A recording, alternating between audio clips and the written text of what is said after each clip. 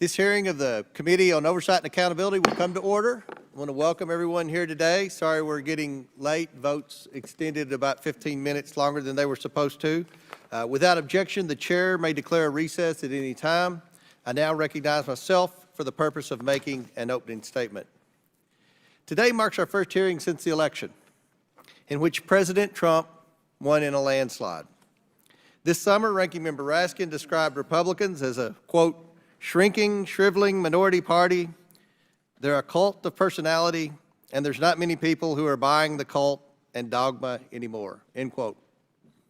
Yet just 2 weeks ago, President Trump received historic support from Americans of all races, religions, and backgrounds. It's clear the American people aren't buying what the Democrats and their allies in the media are selling anymore. For nearly a decade, Democrats, many of whom are in this room today, have demonized the millions of Americans who support President Trump. I think of the proud Americans in my district, good neighbors, citizens, and God-fearing individuals. They're tired of being called trash, cult followers, fascists, Nazis, and many other horrific names for simply loving their country and supporting President Trump.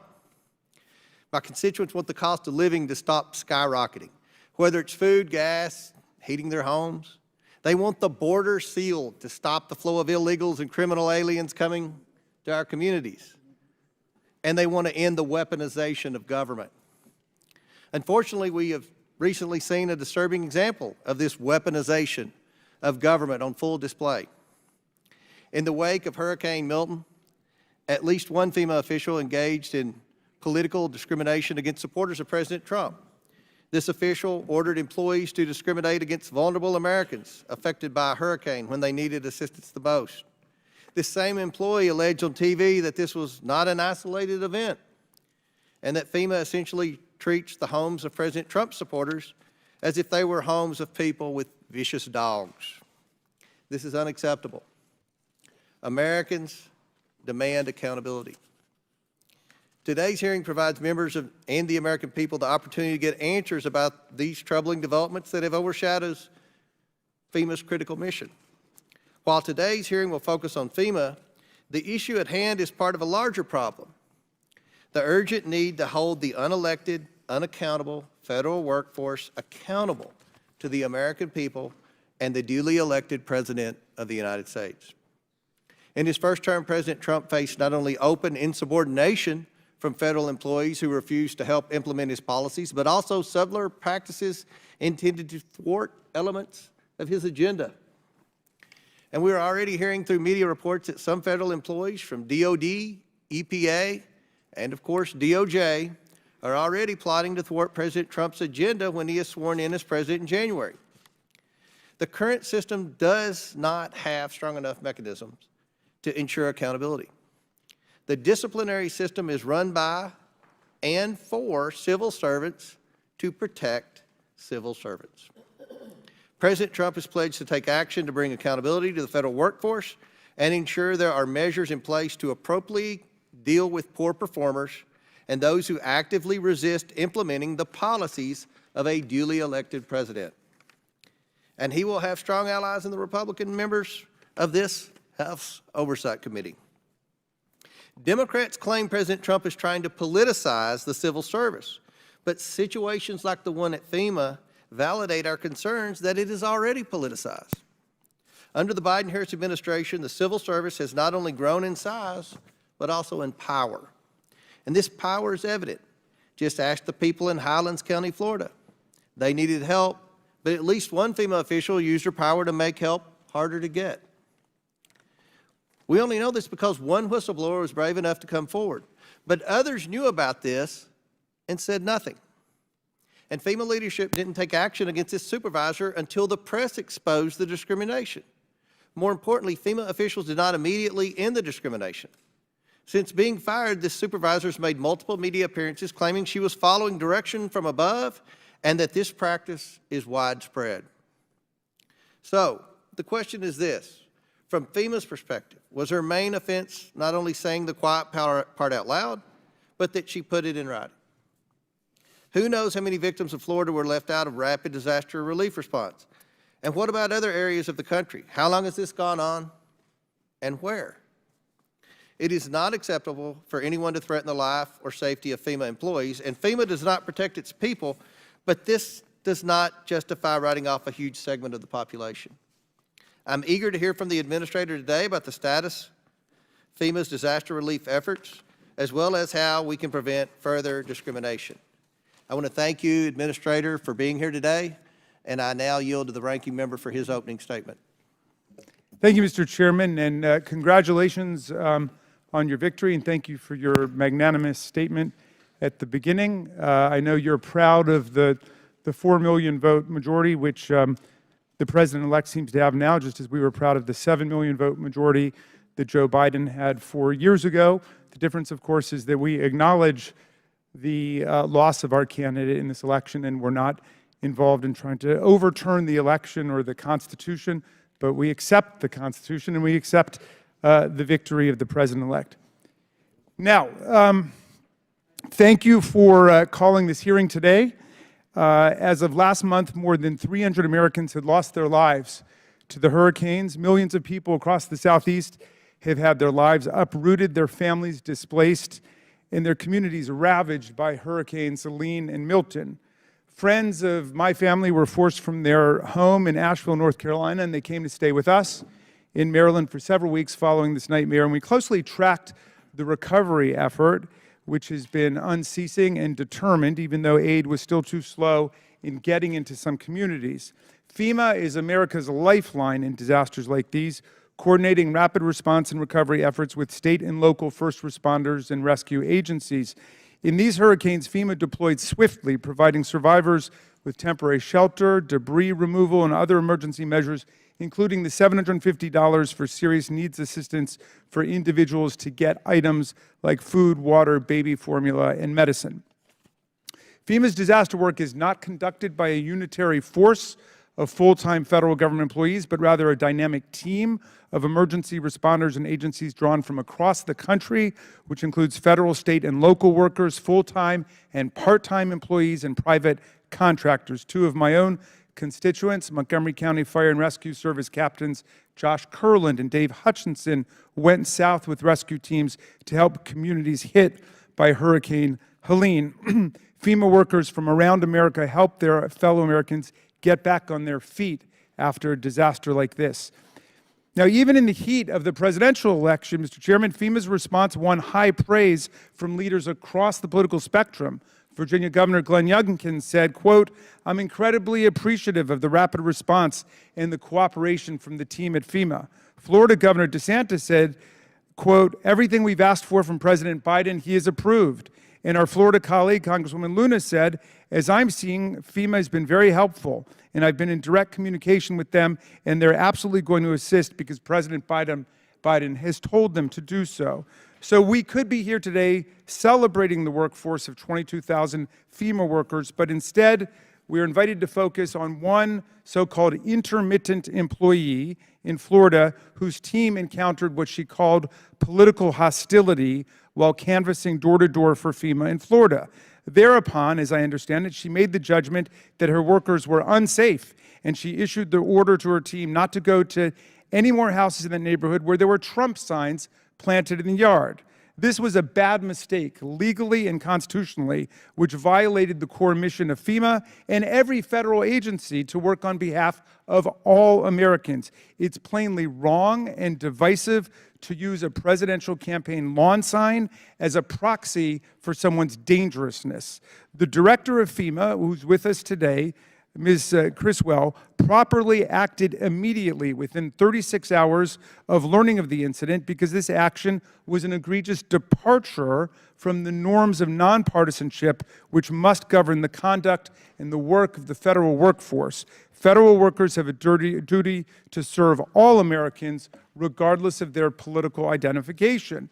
FEMA's prompt and unequivocal personnel action in this case is powerful evidence that the civil service system is working, not only to deliver quality public service, but also to correct employee errors and ensure that the people whose homes were skipped as in this case, receive outreach and assistance. And I understand that there were 20 homes that were skipped and then they were immediately addressed afterwards, but I want to ask about that. Now, none of this is to deny for a moment that in recent months, FEMA aid workers have been forced to work under a cloud of propaganda and lies concocted to erode public trust in FEMA. Because of this disinformation, many victims of hurricanes have rejected federal assistance, and others have even harassed and threatened FEMA workers. As Republican Congressman Chuck Edwards, who represents Asheville, North Carolina, said, all the misinformation has been, quote, not just unhelpful, but it's been harmful. I agree with my Republican colleagues and Administrator Criswell. Federal agencies must serve all Americans, and that means a federal workforce of nonpartisan professionals hired based on competence and merit. What's true of FEMA canvassers is, of course, true of the rest of the government. We need government for all the people, regardless of political viewpoint.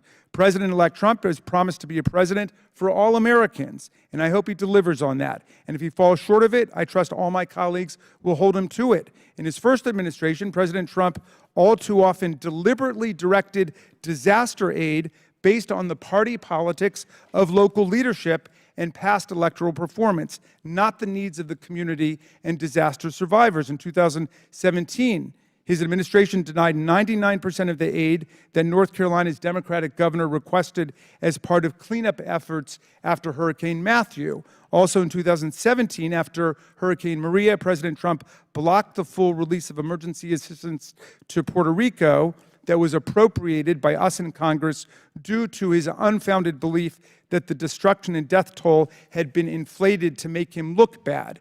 In 2018, after California suffered the deadliest and most destructive wildfire in its history, President Trump initially refused to approve disaster aid because of the state's liberal Democratic leanings. He reportedly later changed his mind after his staff provided him data showing that there were more Trump voters in Orange County, California, than there were in the entire state of Iowa.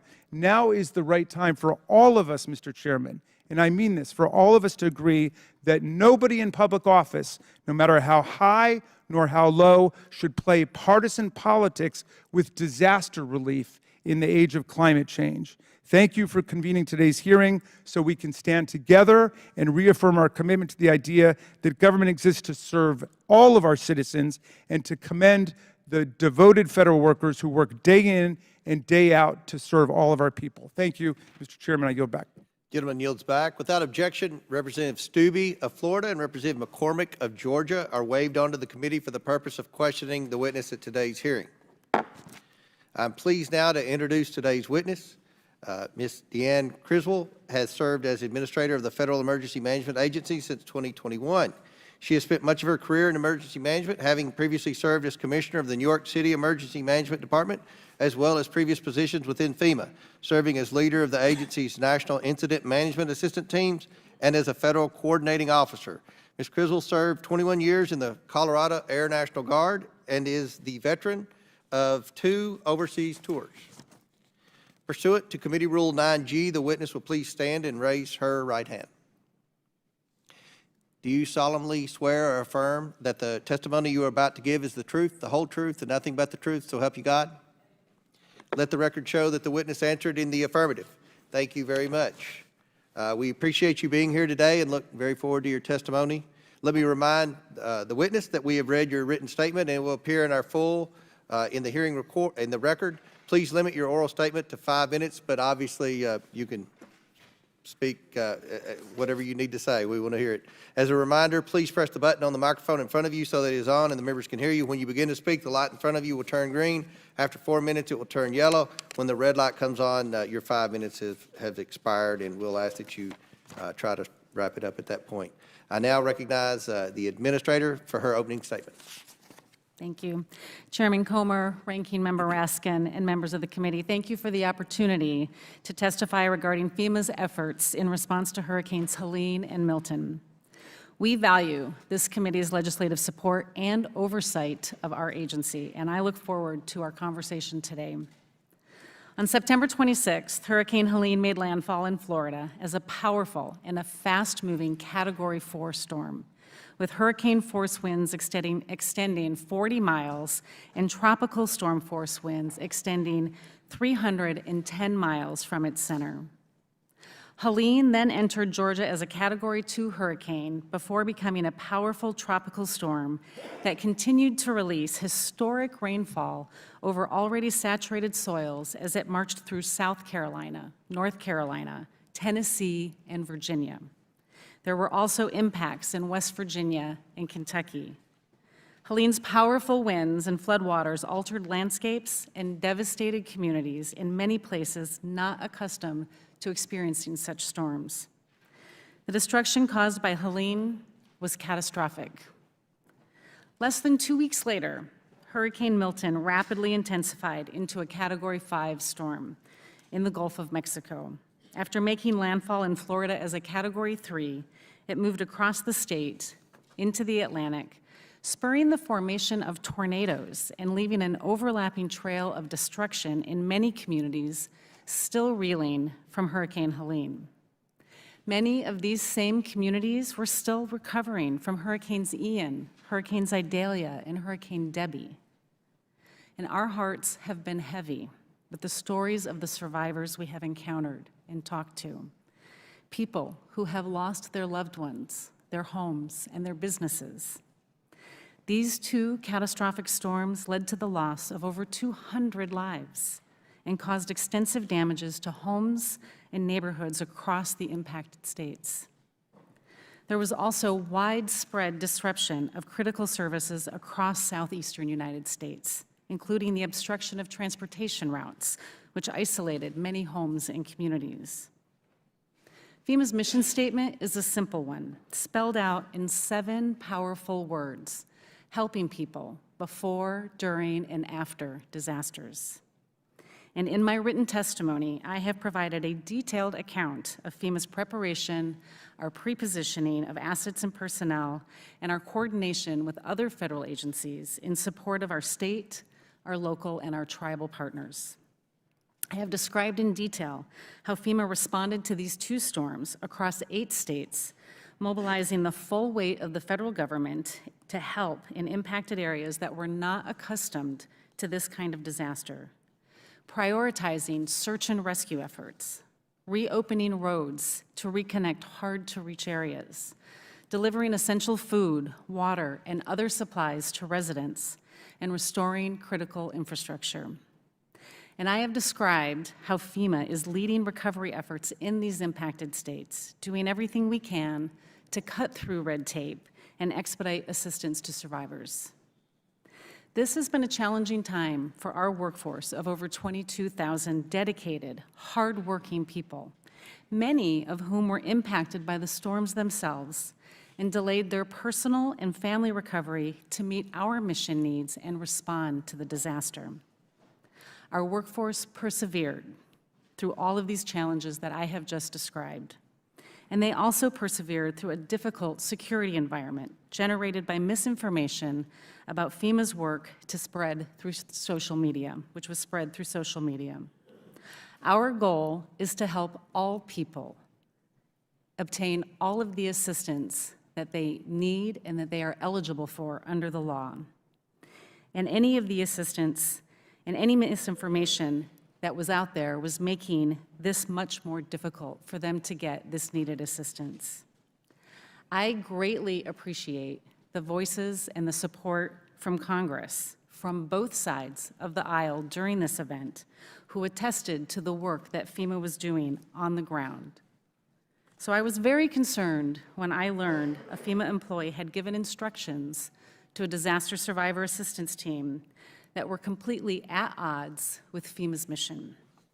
A critical function of these teams is to go door to door, to meet with disaster survivors, to make them aware of FEMA programs that are available for them, and to help them register for needed assistance. This employee wrote to about 11 staff members under her supervision that they should, quote, avoid homes advertising Trump, end quote. My senior leadership team provided me with this visual evidence that the employee had, in fact, issued these instructions, and they recommended that this employee be terminated and I concurred and directed the termination of this employee. I released a statement that day, and I will repeat what I said to all of my employees and the American people. This type of behavior and action will not be tolerated at FEMA, and we will hold all people accountable if they violate our standards of conduct. I do not believe that this employee's actions are indicative of any widespread cultural problems at FEMA. FEMA, however, has taken appropriate action to ensure this matter is fully investigated, and I am committed to ensuring that nothing like this ever happens again. In the meantime, we have sent a new team to the field to contact all of the homes that had been skipped over at this employee's direction, and that work has been completed. Now, I know that this incident is on the minds of many members of this committee and across America, and I will be happy to answer your questions on it. However, I also hope that we will be able to have a chance to discuss the great work that our workforce has been doing in response to Hurricanes Helene and Milton, as well as the important challenges that lie ahead in the recovery effort. Thank you again for this opportunity to testify, Chairman. I look forward to your questions. Thank you very much. We'll now begin with questions, and the chair recognizes first the member at ground zero of the last hurricane, Dr. Fox from North Carolina. Thank you very much, Mr. Chairman. I want to associate myself with your opening statement. Also, I want to thank the thousands of Americans who responded to the destruction of Helene in the North Carolina mountains by donating everything you can imagine to people there.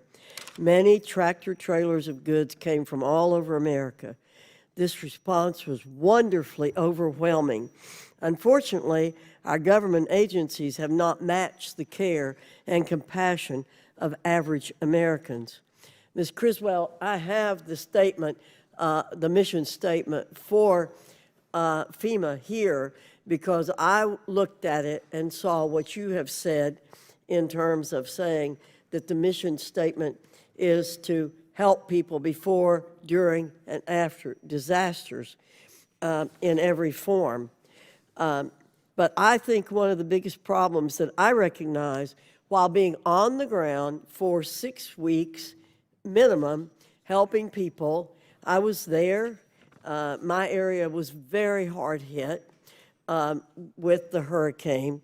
But what I saw is constituents affected by the storm is how FEMA's representatives on the ground are telling people what the agency cannot do rather than what it can do. And you mentioned that you were bringing the entire weight of the federal government there, and I think that FEMA has fallen way short of that, and that's what I'm going to talk a little bit about today. Again, FEMA's entire mission is to assist, quote, before, during, and after disasters. It should not be up to disaster survivors to navigate the bureaucratic labyrinth in their time of need. FEMA appears to be plagued by poor decision-making and a serious lack of communication. Therefore, I think FEMA is not living up to its mission statement, a telling sign of mismanagement. And I want to say that I'm the kind of person who believes government of the people, by the people, and for the people. And I tolerate no discrimination of any kind. There should be an information roadmap available to those affected by disasters, including what they can expect from FEMA. You started out by giving us figures about what happened and a description of what happened. We all know that.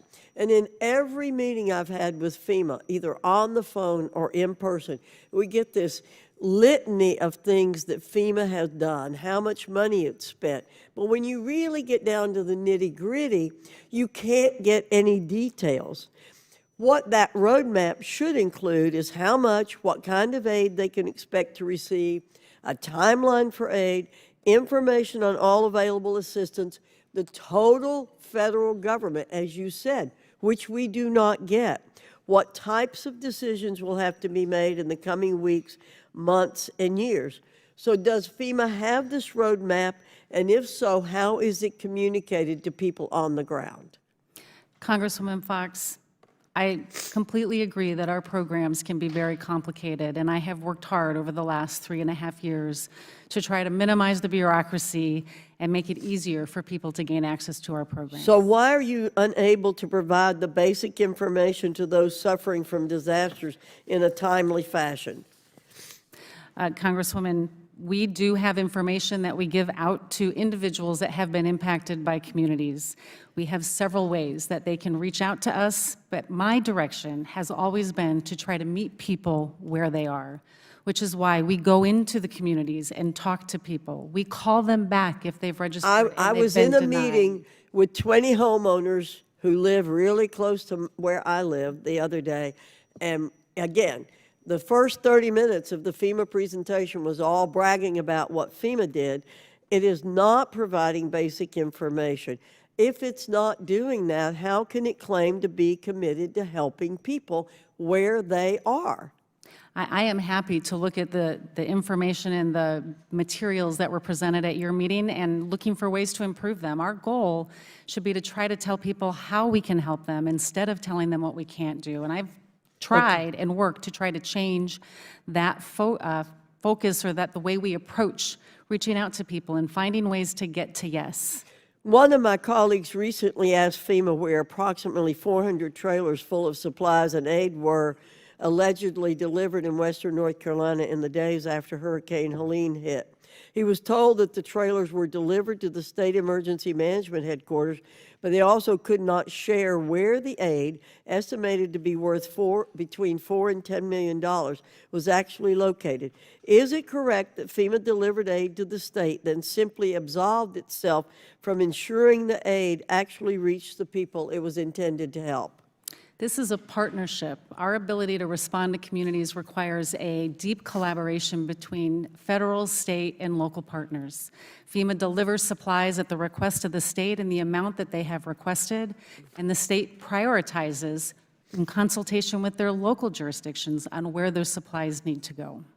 Thank you, Mr. Chairman. I will have several questions to submit for the record. Thank you. Thank I you. yield back. Gentlelady yields back. Chair recognizes Mr. Frost from Florida. Thank you so much, Mr. Chair. So in my district, which was impacted by Hurricane Milton, I live in Orlando, Florida, been dealing with natural disasters and hurricanes my entire life. I've heard nothing but praise for FEMA's sense of urgency and how y'all have responded in the last many storms we've had.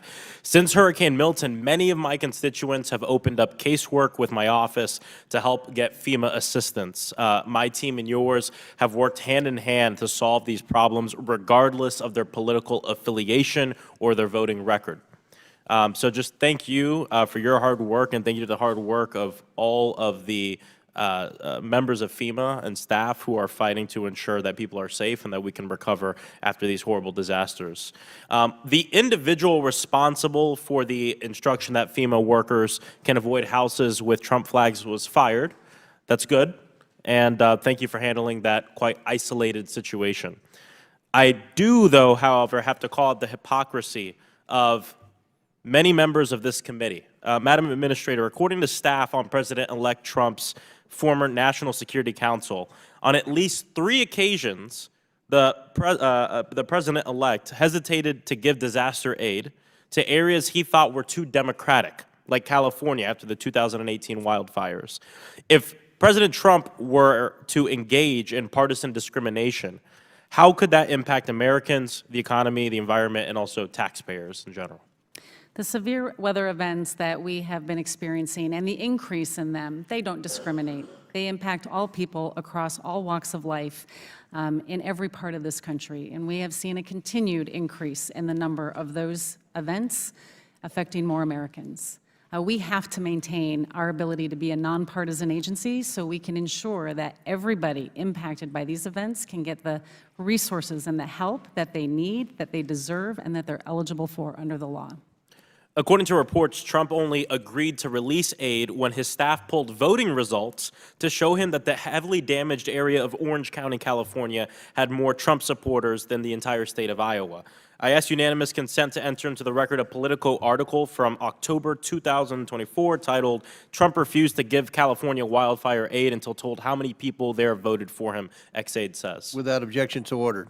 In the FEMA chapter of Project 2025, the blueprint for the Trump administration, on the FEMA section, it said, quote, "They need to shift the majority of preparedness and response costs to states and localities instead of the federal government," end quote. This would be devastating for Floridians. We know these storms are happening more often because of the climate crisis. I've heard directly from scientists and meteorologists who fly into these storms after I flew into one with the hurricane hunters, that they are going through more of these, they're seeing the worst storms they've ever seen in their careers. These are folks who've been doing this work since the 80s. Madam Administrator, how would this proposal impact the safety of folks like my constituents in Central Florida who are getting hit year after year with these once-in-a-100-year hurricanes? The ability for these communities to rebuild after these events is extremely critical. Without them being able to rebuild, but also rebuild to a level that makes them more resilient against future events, is going to really impact their ability to recover. And so what I have seen through my time as a local emergency manager, as well as serving in this role, that the biggest limitation and the reason we have presidential declarations is when it exceeds the capacity of a jurisdiction to be able to rebuild and allow their community to recover, then it will only make it more vulnerable to future disasters. After Hurricane Helene, President-elect Trump spread a ton of disinformation about FEMA assistance. Even like me, some of my Republican colleagues representing areas actually impacted from the storm, like Mr. Edwards from North Carolina, we've had to expend a significant amount of resources to fight these lies. During these hurricanes and the days leading up, I spent a lot of time in all the EOCs that are in my district. I spent time going to the shelters and speaking with people, and I can't tell you the amount of folks who came up to me in these shelters asking the most ridiculous questions based on what they heard from Donald Trump. And we know that in these emergencies, every second matters. Every minute matters in terms of life or death. Does FEMA have the tools and partnerships it needs to fully combat the disinformation we've seen from certain politicians? We continue to see the amount of misinformation around all disasters increase month after month. And what we saw during Hurricane Helene was certainly at a scale that I had never seen before. And how does this disinformation prevent y'all or affect y'all in being able to do the life-saving work that you do and impact assistance delivery? I think the biggest impact is that it makes individuals that have perhaps lost everything concerned about whether they should come to us for assistance, and then they cannot start their recovery process if they don't enter the system to get the resources that they're eligible for. My hope is that over the next 4 years, President Trump won't do the same things again, which puts American lives at risk. Thank you. I yield back. Chair now recognizes Mr. Donald from Florida. Thank you, Chairman. Administrator Criswell, it's good to see you. My district was hit by Hurricane Ian 2 years ago. So we were devastated, like so many other communities were devastated by Helene and by Hurricane Milton. My question for you actually surrounds the firing of Miss Washington. She'd given multiple interviews where she claimed that avoiding politically hostile homes is commonplace throughout FEMA. Is this a practice at FEMA? Congressman, there is nothing in any of our policies, our training, or our information sent out to our field workers to avoid any home for whatever reason, especially not because of a political affiliation. The actions of this one individual are not representative of the work that we do at FEMA. Now, Administrator, I got an issue because, and I will submit the article for the record, according to a New York Post article titled, "This is not isolated." There is a FEMA official who spoke under the condition of anonymity who says that the agency's practice of skipping Trump-supported houses or avoiding white or conservative-dominated disaster zones altogether is an open secret at the agency and has been going on for years. So, Ambassador, this is a statement given to the Post by an employee at FEMA. What is your response to that statement? We have investigated this incident, and it is still under investigation. We are working with the Inspector General to determine whether or not this is broader than this, but the evidence that I have seen so far shows that this was an isolated incident and it has not gone beyond what this one employee did. So, follow-up question to that. Has FEMA finished its investigation into this matter? No, we have not finished our investigation. We have been working with the Office of the Inspector General. It was also referred to the Office of Special Counsel for a potential violation of the Hatch Act, and I have asked the Inspector General to do a full review of this incident. So, Administrator Criswell, you told me at the beginning of this questioning that there is nothing in your policies that would dictate that this is to occur. Yet you have one official who was fired who said it does occur. You have another official under your purview, under the condition of anonymity, talking to the press that it does occur. But you can't verify to this committee that these practices do or do not occur. Is that correct? I have been given no evidence and seen no indication that this goes beyond this one incident. If you have specific information, I would welcome that. Are you prepared to turn over the communiques between your supervisors and their field representatives and upper-level management at FEMA to this committee? We always cooperate with Congress on the information that they request, and we will continue to cooperate throughout this. So you're prepared to turn over all those We communications? are prepared to support requests for information to help support the ongoing investigation into this. Chairman, I would move that it's clear that the administrator is more than prepared to share all communications with the Oversight Committee about various communications with field volunteers, volunteer staff on the ground, supervisors at FEMA headquarters here in Washington, D.C. Also, for the record, Chairman, I move that the article that I talked about, this is not an isolated incident, be submitted for the record. Without objection, so ordered. Administrator, I want to follow up with one point. It was said later in this article, FEMA employees are trained to deal with threats in disasters. And I think it's important for the committee to understand that when you're on the ground dealing with threats, especially in a disaster area, it is important. Administrator, do you think it's a better course of action for law enforcement to be involved when potential threats occur on the ground? Because look, during Hurricane Ian, we understood that you not only had citizens who were trying to protect their homes from looters, and they are concerned. You have looters who are actively trying to get at people's property in a disaster zone. But apparently it appears that you have employees, whether you know or not, who are trying to take matters into their own hands. So wouldn't it be a better course of action to involve law enforcement who is on the ground in a prolific manner? And it's not just local law enforcement. I know from personal experience, it is other law enforcement agencies that are on the ground in support to neighboring communities. Would you agree with that? Congressman, we have seen an increase in the amount of harassment during the response to Hurricanes Helene and Milton. We have been closely coordinating with law enforcement in all of the states that have been impacted, in particular in North Carolina, where we had several reports of harassment and potential threats to our employees. Okay, fair enough. What I would also let the committee know, as somebody who's had to deal with this firsthand, it's important for citizens to understand that it's very difficult to go through the FEMA protocols. We have had many amount of citizens who applied for direct assistance, were denied, and they had to work through my office to do that. I'm quite sure my colleagues who have had to deal with FEMA have dealt with this firsthand. I would really call on FEMA, whether it's this administration or the next, that they need to clean this process up, because the number one thing that hurts FEMA's reputation is the fact that so many citizens are denied when they apply the first time they come through the FEMA portal. And if they have to go through congressional offices to get help, and trust me and my colleagues, we will do everything for our citizens, but if that is gonna be the protocol for how citizens get help from the Emergency Management Agency, then it needs to be completely revamped. I yield. Gentleman yields back. Chair recognizes ranking member for 5 minutes. Thank you, Mr. Chairman. Ms. Criswell, thank you for your testimony.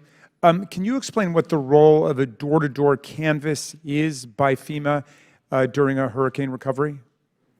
These are our, ranking member, our disaster survivor assistance teams. These are groups of individuals that go out into communities to either see if they have registered for assistance, check on their case for them, or also identify if they have any other needs that we need to engage our nonprofit partners that might be in the area, like assistance with mucking and gutting their home. And we can relay that information back to the local emergency manager or back to the state to make sure we're meeting all of their needs. And this is a situation where there may be a complete communications breakdown because of the hurricane itself, right? That is part of the reason we do this, is because we know, and especially during these incidents, we saw limited cellular communication availability. They could not get online to register for assistance. They could not call us.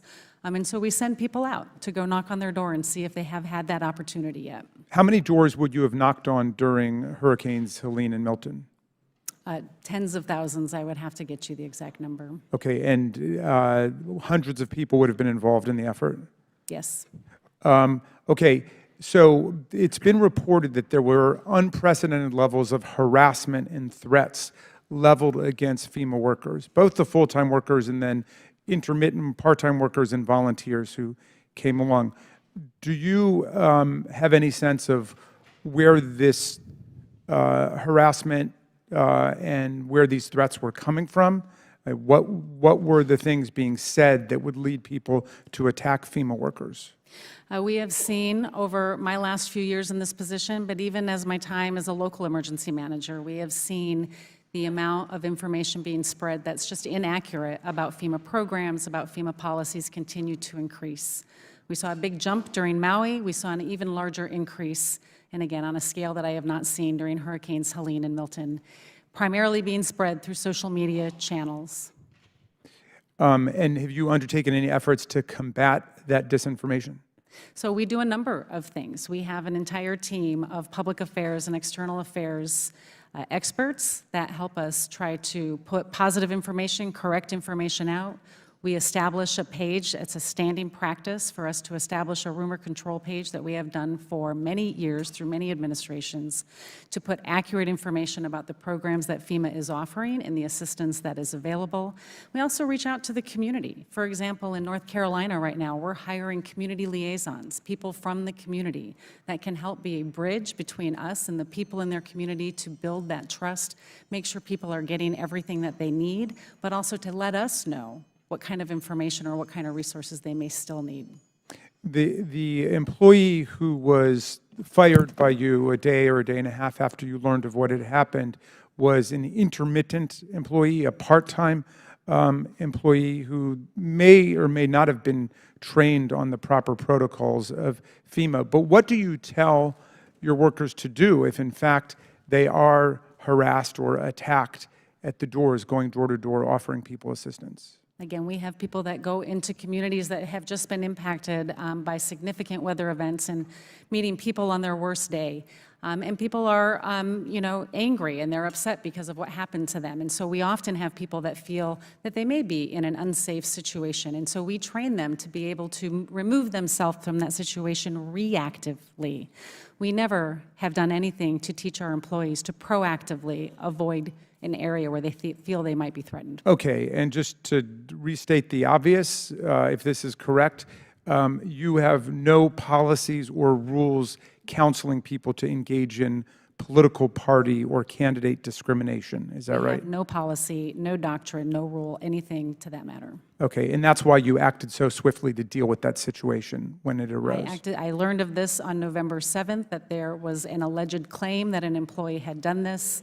I directed my team to be able to look into it and provide me information. They showed me the evidence on November 9th, which is when I directed the termination of the employee. And I understand that FEMA itself is investigating to get all of the facts of the matter. Do you also support an investigation by the Inspector General at FEMA? I have already requested an investigation to the IG. Okay. Well, look, on behalf of the family that stayed with me after the hurricane hit Asheville, North Carolina, and other friends who were affected, I want to thank FEMA for doing your very best on behalf of the American people and mobilizing a strong relief effort. Not perfect, none of them are, but certainly a very serious attempt to address all of the needs that arose. I yield back, Mr. Chairman. Chair now recognizes Ms. Luna from Florida. Administrator Criswell, nice to see you again. Up here, sorry. Yeah, thanks. You came to my district when we were impacted.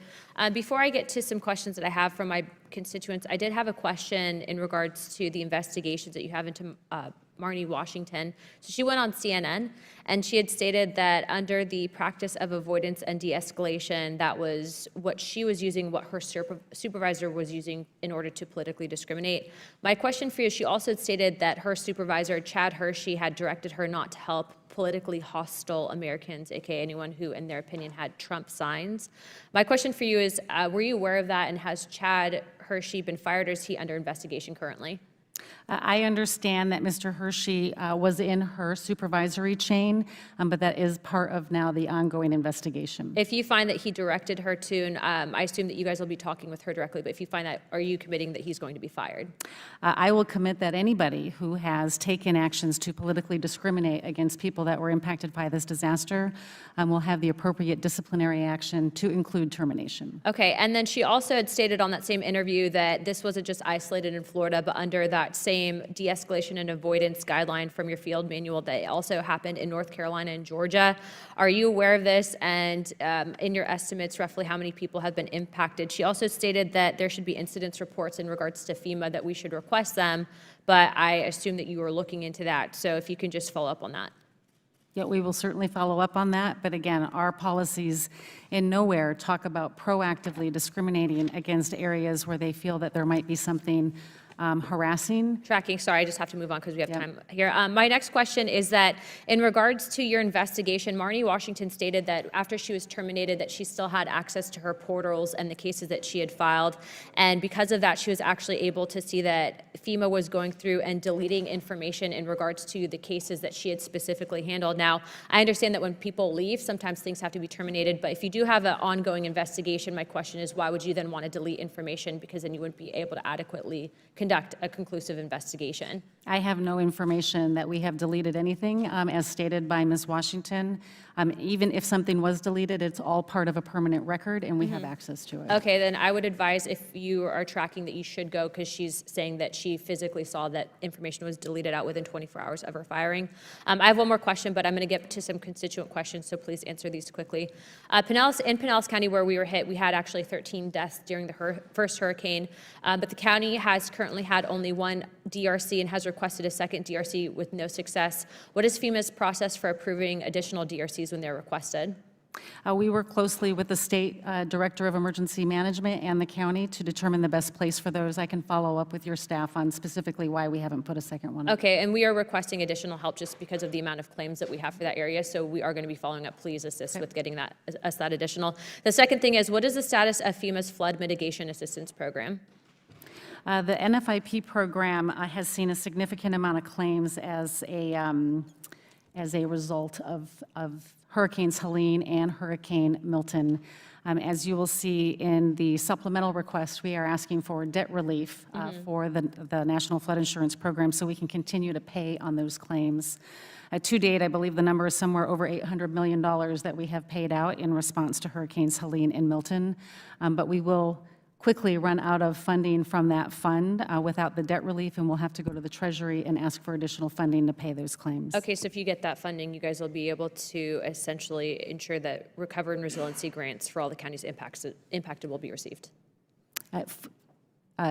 If you get the money, for claims okay. against the NFIP, Correct. with the debt forgiveness, we can pay those claims.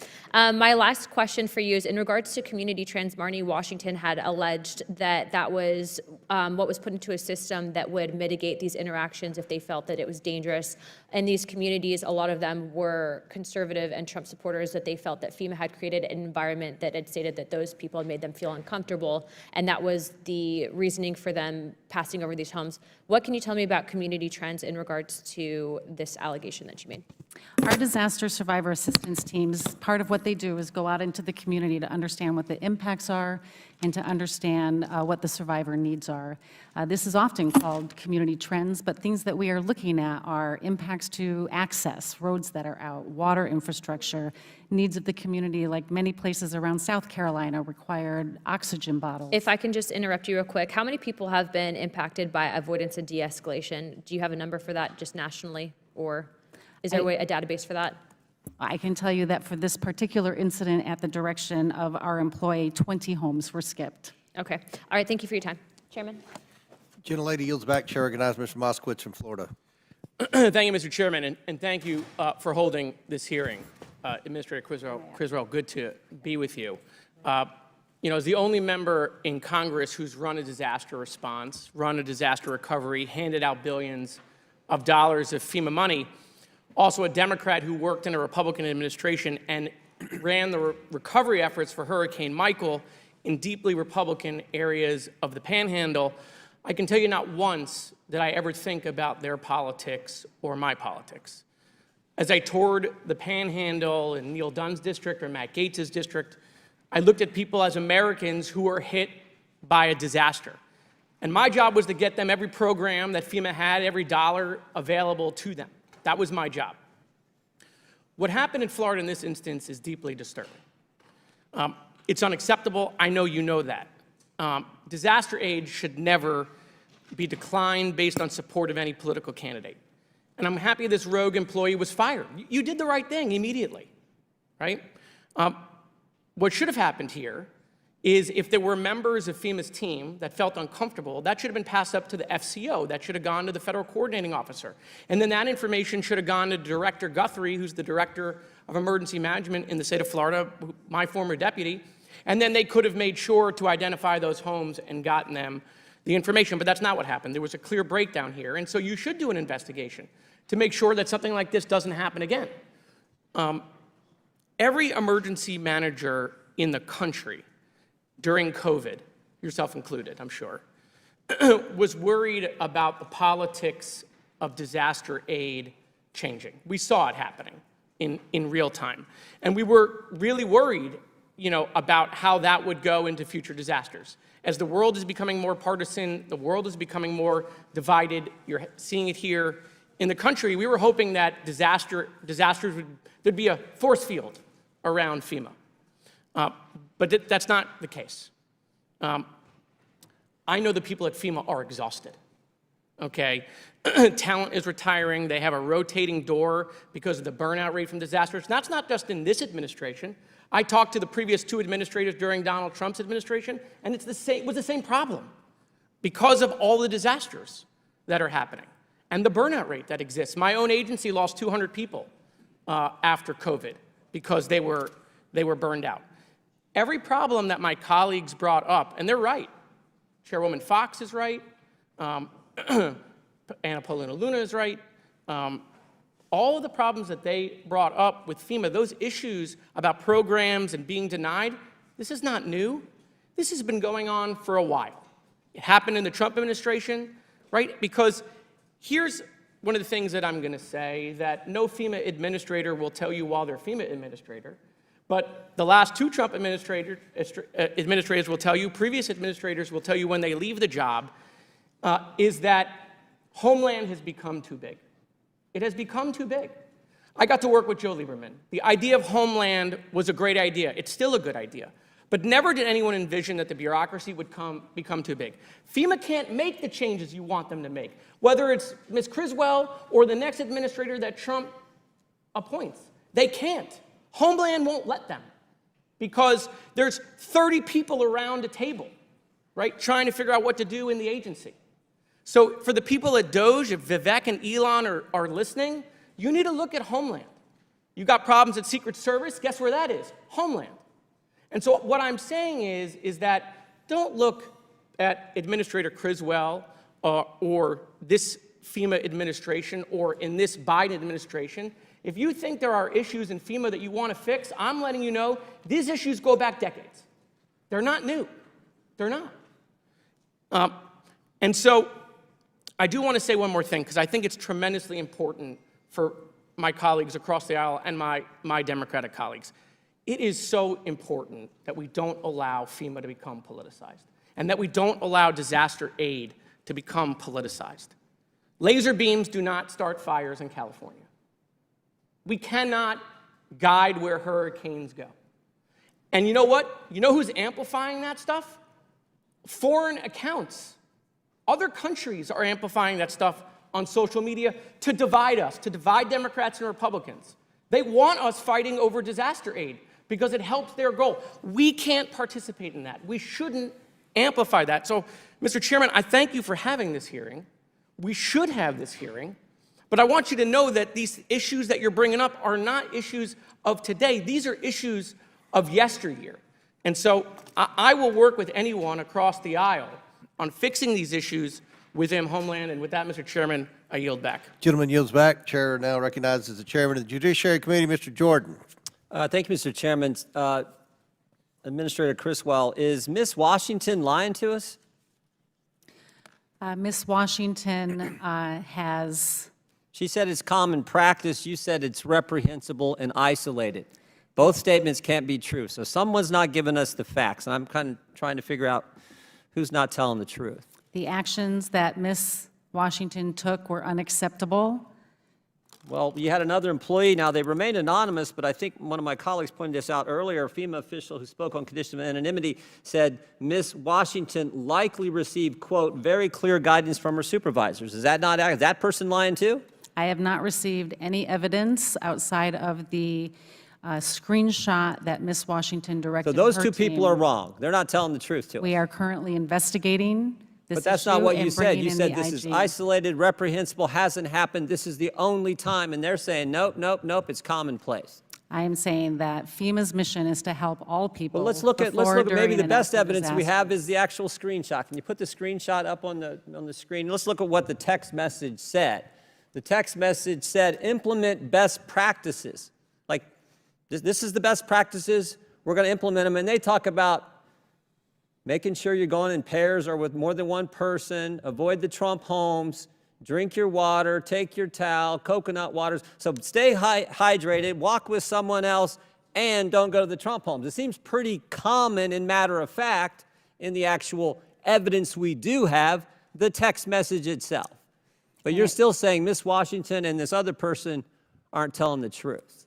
When I received this text message, it was not in accordance with the way we conduct business at FEMA, and I directed Even though the it said best termination. practices, even though it said stay hydrated, which everyone would agree with, even though it said go in pairs, which everyone would agree with, even though it said bring a towel, make sure you're covered. I mean, it said coconut water is the best way to stay, even though it said all those practical things, the part about avoiding the Trump homes, that's not a best practice, that's not commonplace. Is that what you're saying? That is nowhere in our policy, and I can't speak to I'm the not saying it's in your motivations policy. behind what Ms. Washington did. But it was, okay, now her supervisor, this Mr. Hershey, have you talked to him and to find out if he knew this was happening? I understand that he was in her chain of command, and this is under investigation. Have you talked to there's 13 people on this text message. Have you talked to all 13 of those individuals? This incident is under investigation. That's not what I asked you. I Office- know it's under investigation, and we know how investigations work when it's done inside the agency. It takes forever. I'm asking, did you talk to the 13 people on this best practices text message? The Office of Professional Responsibility has taken this, and they are following appropriate protocol to investigate. Is the Inspector General looking at it as well? And I have asked the Inspector General to take a look at this. I Any welcome idea when, their any idea review. when they're going to talk to these 13 people since you have it? Have you talked to, how about you personally? Have you talked to any of these 13 people? I have not talked to them You have not talked to personally. any I of them? have an entire team that focuses on this investigation, and that's what they're doing. Seems to me it's part of a mindset that's in government. And this is the scary part, because I think it's broader. And you don't have to take my word, take it what people have said. I mean, this reminds me, we've talked about this many times, but I can think of, well, actually the same person, let's go back to that, the same person who said that this likely received very clear guidance, this other FEMA official, also said this: I've heard from other entities who are serving in North Carolina that there was clear guidance to be mindful, quote, of the types of people who are in Western North Carolina. I have That's not pretty seen derogatory evidence of stuff that. there, isn't it? I have not seen any. But you know what it evidence of sounds like? It sounds like Peter Strzok. Peter Strzok, when he said, oh, I just went into Walmart, I can smell the Trump supporters. Sounds like Joe Biden when he said, oh, the garbage I see is the Trump supporters out there. Sounds like the guys the Democrats had, the professor the Democrats had testify back in 2019 in the impeachment.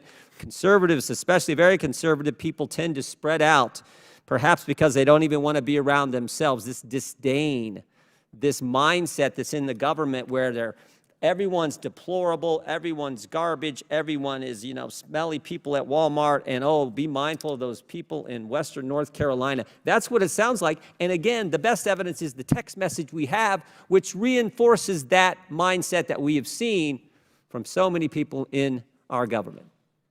The actions directed by Ms. Washington are unacceptable, and when I received this text message, I directed her termination. Do you have any idea who this other, who this other official is? I Who do said, not, and if you have that information, Congressman, please well, share it. I don't have it. You're the one who's got it. has- You're the one who hasn't talked to the 13 people on the It has text not message. been raised to me. All right. I think, Chairman, I yield back. Chair now recognizes Ms. Norton from Washington, D.C.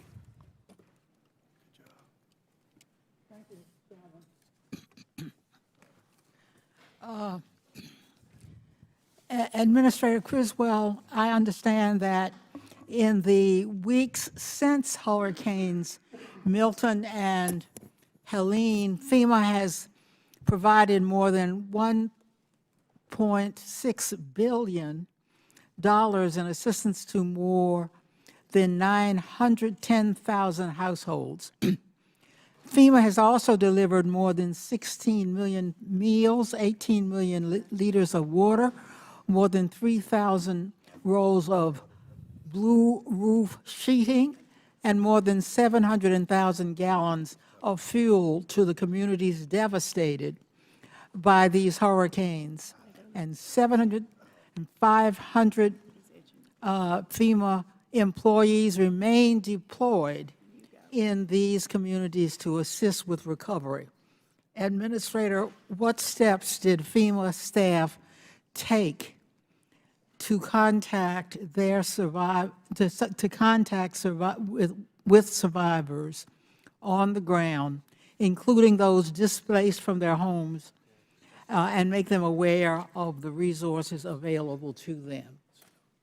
Congresswoman, FEMA has many ways that we can reach and connect with people that have been impacted by disasters.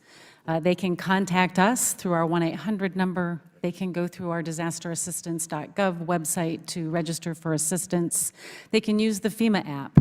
We also have teams that go out into the communities, especially in something like North Carolina where communications were limited, to make sure that they've had the opportunity to register for assistance or to check on their case to see what other information might be needed for them to finish it up and to process it.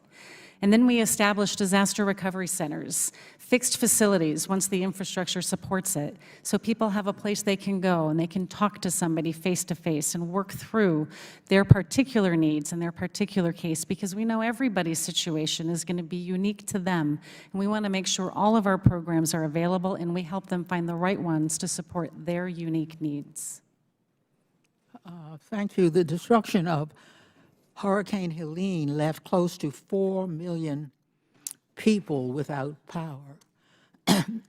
Administrator, how did FEMA workers reach affected residents for support in this disaster response effort, even if a certain region lost connectivity or if a survivor lacked access to internet?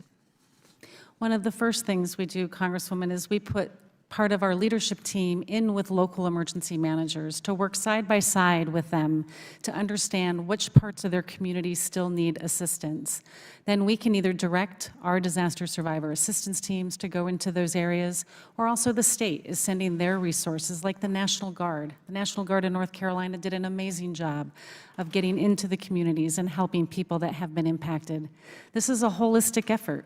This takes all of us to be able to reach all of those impacted, especially in something that has been widespread and complicated as the destruction that we saw in North Carolina. I also want to recognize that because of challenges like these, it did take too long for emergency assistance to come in such communities. We must learn the lessons of those shortcomings to improve the reach of emergency services at the local, state, and federal level. Earlier this year, the National Oceanic Atmospheric Administration projected a, quote, above normal, end quote, hurricane season, meaning the level and intensity of storms and hurricanes would increase over this period.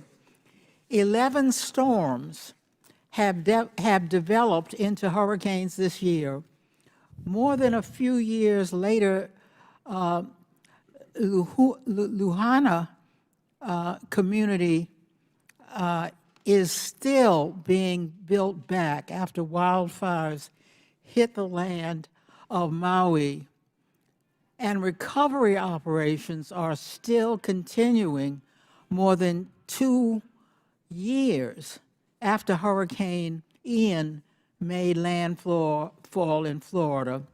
Administrator Criswell, what can Congress do to make it easier for FEMA to support long-term recovery efforts and assist with future disasters that strike the United States? Congressman, we have two pieces of bipartisan legislation that would be very beneficial to our ability to help communities: the Disaster Survivor Fairness Act and the Management Cost Modernization Act. And I understand that I'm over the time, but I'd be happy to talk more about those two pieces. They would be critical in changing the way we help survivors. I commend you and FEMA's thousands of staff from across the country who left their homes to deploy to communities in need and provide them with assistance in the face of destruction, trauma, and loss. And I yield back. Chair now recognizes Mr. Gosar from Arizona. Thank you, Mr. Chairman. Just like last night, the White House requested an additional $98.6 billion for disaster relief, with $40 billion marked for FEMA. Although it was created to provide relief from disasters, FEMA has now become the Biden-Harris administration's star student in political persecution. In October, FEMA intentionally violated the civil rights of American citizens in response to Hurricanes Helene and Milton. This is a key example of the weaponization of the federal government against the American people. And I suspect there is more for this committee to uncover. It is critical that Congress is empowered to conduct rigorous oversight before any emergency funding that has been placed into FEMA's hands. Ms. Criswell, according to your testimony, FEMA led the interagency response to Hurricane Helene and Milton for up to 64 different agencies. Do you think FEMA has the authority to direct these other agencies to also avoid homes with Trump signs? There is nothing in FEMA's policy that would ever direct anybody to avoid anybody, regardless of political affiliation or way of life. Our mission is to help all people before, during, and after disasters. Gotcha. Former FEMA employee Marnie Washington told reporters this discrimination was a colossal event and occurred in Florida, North Carolina, and South Carolina. You testified earlier today at T&I committee that this was an isolated incident and that no other supervisor or employee deployed with Marnie Washington provided the guidance to avoid homes advertising Trump signs. Will you commit to also requesting an IG report for the discrimination in North Carolina and South Carolina? I have already requested the Inspector General to investigate this, but I will be certain to ensure that they include North Carolina and South Carolina in that. Thank you. An anonymous female employee, we've been told, I guess it would be from the Daily Signal, that employees were also advised to avoid certain homes and specifically use the terms hick, cowboy, redneck, Trump supporters, and MAGA to describe them. Have you come across any of these terms in your investigation so far? This is the first I am ever hearing any of those terms. I'll make sure you have those. In an interview with the Washington Examiner, they said these homes were avoided because based on community trends from hostile political encounters. My question to you is, how does FEMA declare an incident as a community trend? Is it true that it only takes one encounter to make a FEMA employee uncomfortable to declare a community trend? One of the things that these teams do, our disaster survivor assistance teams, is they go into the communities to not only register people for assistance, but to understand the impacts of the community. They're looking for things like damages and access issues to transportation infrastructure. They're looking for damages to water and power. They're also trying to understand the survivor needs. These are often referred to as community trends, but these are used to help us understand the impacts and what resources we're going to need to bring in. These are not proactive efforts to try to identify where we should or should not go. Okay, so my office requested these incident reports ahead of this hearing, but were not provided.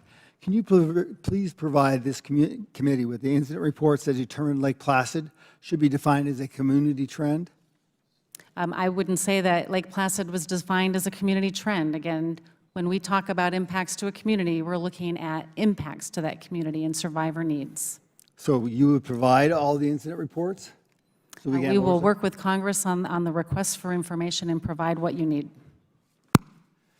Now, Ms. Criswell, in October you said fighting misinformation is a priority for FEMA, including that you allege misinformation from President Trump, Elon Musk, and some of my colleagues about FEMA's responsibility or lack thereof in spending. Is FEMA spending its taxpayer funds responsibly? Quick question. Can you repeat that, sir? Yes, is FEMA spending its taxpayer funds responsibly? We are absolutely spending our taxpayer dollars responsibly and supporting an unbelievable increase in the Okay. number of severe weather events that have been happening across the So that'd United be a States. yes. Are you aware of the OIG's report from 2320 from March of 2023 titled FEMA should increase oversight to prevent misuse of humanitarian relief funds, and or a second September 2022 OIG report titled FEMA did not implement controls to prevent more than $3.7 billion in improper payments from the Lost Wages Assistance Program? I'm aware of those reports. And you knew this, and then how are you applying that to this discovery now that you're hearing about Miss Washington and possibly other people causing a problem for this? We value our partnership with the Inspector General, and we appreciate the findings that they give us and our areas that we can continue to improve. Some of those reports and some of the findings in those we non-concurred with. But for those that we did, we continue to work with them so we can continue to improve, because we are not a perfect agency, and we always look to improve the way we help people. I don't think anybody's perfect, so thank you. Appreciate it. Gentleman yields back. Chair now recognizes Mr. Lynch from Massachusetts. Thank you, Mr. Chairman. Welcome, Administrator Criswell. As evidenced recently by Hurricane Helene and Milton and the catastrophic consequences, we continue to witness historic flooding that is triggered by extreme weather events. In our own state of Massachusetts, the National Oceanic and Atmospheric Administration has already predicted that my area, the Boston area, is expected to endure between 12 and 19 days of high tide flooding that we've never experienced before. That's the most in the Northeast region. The Nonpartisan Congressional Research Service also reports that floods are the most common and costliest natural disasters across the United States. However, flood damage is not covered typically by traditional homeowner insurance, and moreover, most private insurers don't even offer flood coverage. Instead, as you know, most of our constituents procure flood insurance for their homes and businesses from the National Flood Insurance Program, which you administer. It's a federal government program that provides more than $1.3 trillion in insurance coverage and 4.7 million policies to residents, mostly in flood zones, in over 22,000 communities nationwide. Unfortunately, Madam Administrator, to the detriment of both victims of flood damage and the American taxpayer, this program is currently more than $20 billion in debt, especially after having to borrow substantial funds from Treasury, as you noted earlier, to cover a series of devastating flood seasons, including going back to 2017, which became the costliest season on record and included Hurricanes Maria, Harvey, and Irma. Administrator, FEMA administers the National Flood Insurance Program, which is set to expire in a few weeks of this year. Can you offer us your thoughts on how the financial position of this program is impacting your ability to support homeowners and businesses that are recovering from flood damage? The National Flood Insurance Program is one of the only ways that a homeowner can get the necessary coverage to protect their investments. And the National Flood Insurance Program has not had a multi-year authorization in many years. It has been from CR to CR. Right. Without a multi-year authorization, we will continue to struggle year after year to meet the claims that individual homeowners have. And we have offered up with our reauthorization proposal 13 measures, I think it's 13, steps that we can take that will be able to make the program financially solvent and make sure that everybody has access to this through an affordability framework as well. As we know, not everybody can afford flood insurance, yet it's their #1 resource and tool to help protect their investment. So we seem to keep falling behind with these 1-year, I think it's called as-needed funding. You don't have a multi-year program where you can actually try to get ahead of some of this stuff. So we're still dealing with Hawaii. We're still dealing with some of these 2017 disasters that we haven't caught up to. One thing I wanted to ask you is that, we seem to compartmentalize these disasters. We have, we've got, because of the impacts of climate change, we've got, these epic rainfall events that's causing flooding. We've got tornadoes, we've got hurricanes, we've got drought-induced wildfires. and our flood insurance program only covers certain people or targets certain people in flood zones. Would it be better, would it be more efficient if we looked at rather than having a flood insurance program, we had a broader disaster insurance program where we have more people paying into that? It might cross-subsidize some of the costs that we're seeing as a result of these disasters, and might allow a break to the taxpayer instead of having to go in and bail out people who might repeatedly be experiencing, flood damage from storm surges in areas where they may not wisely relocate. Yeah, I mean, the National Flood Insurance Program is available to anybody. And I often have said, if it rains where you live, it can flood where you live.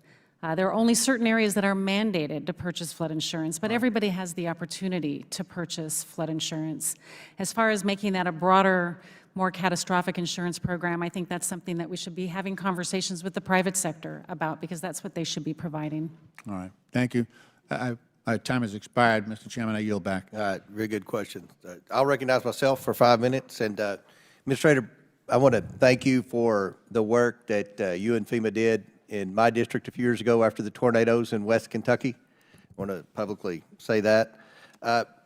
With respect to the text message behind me, how did you receive the text message? Did you know about it before it became public, or was it brought to your attention before the media made public with it? It was brought to my attention on November 7th while I was in North Carolina with my leadership team checking in on recovery.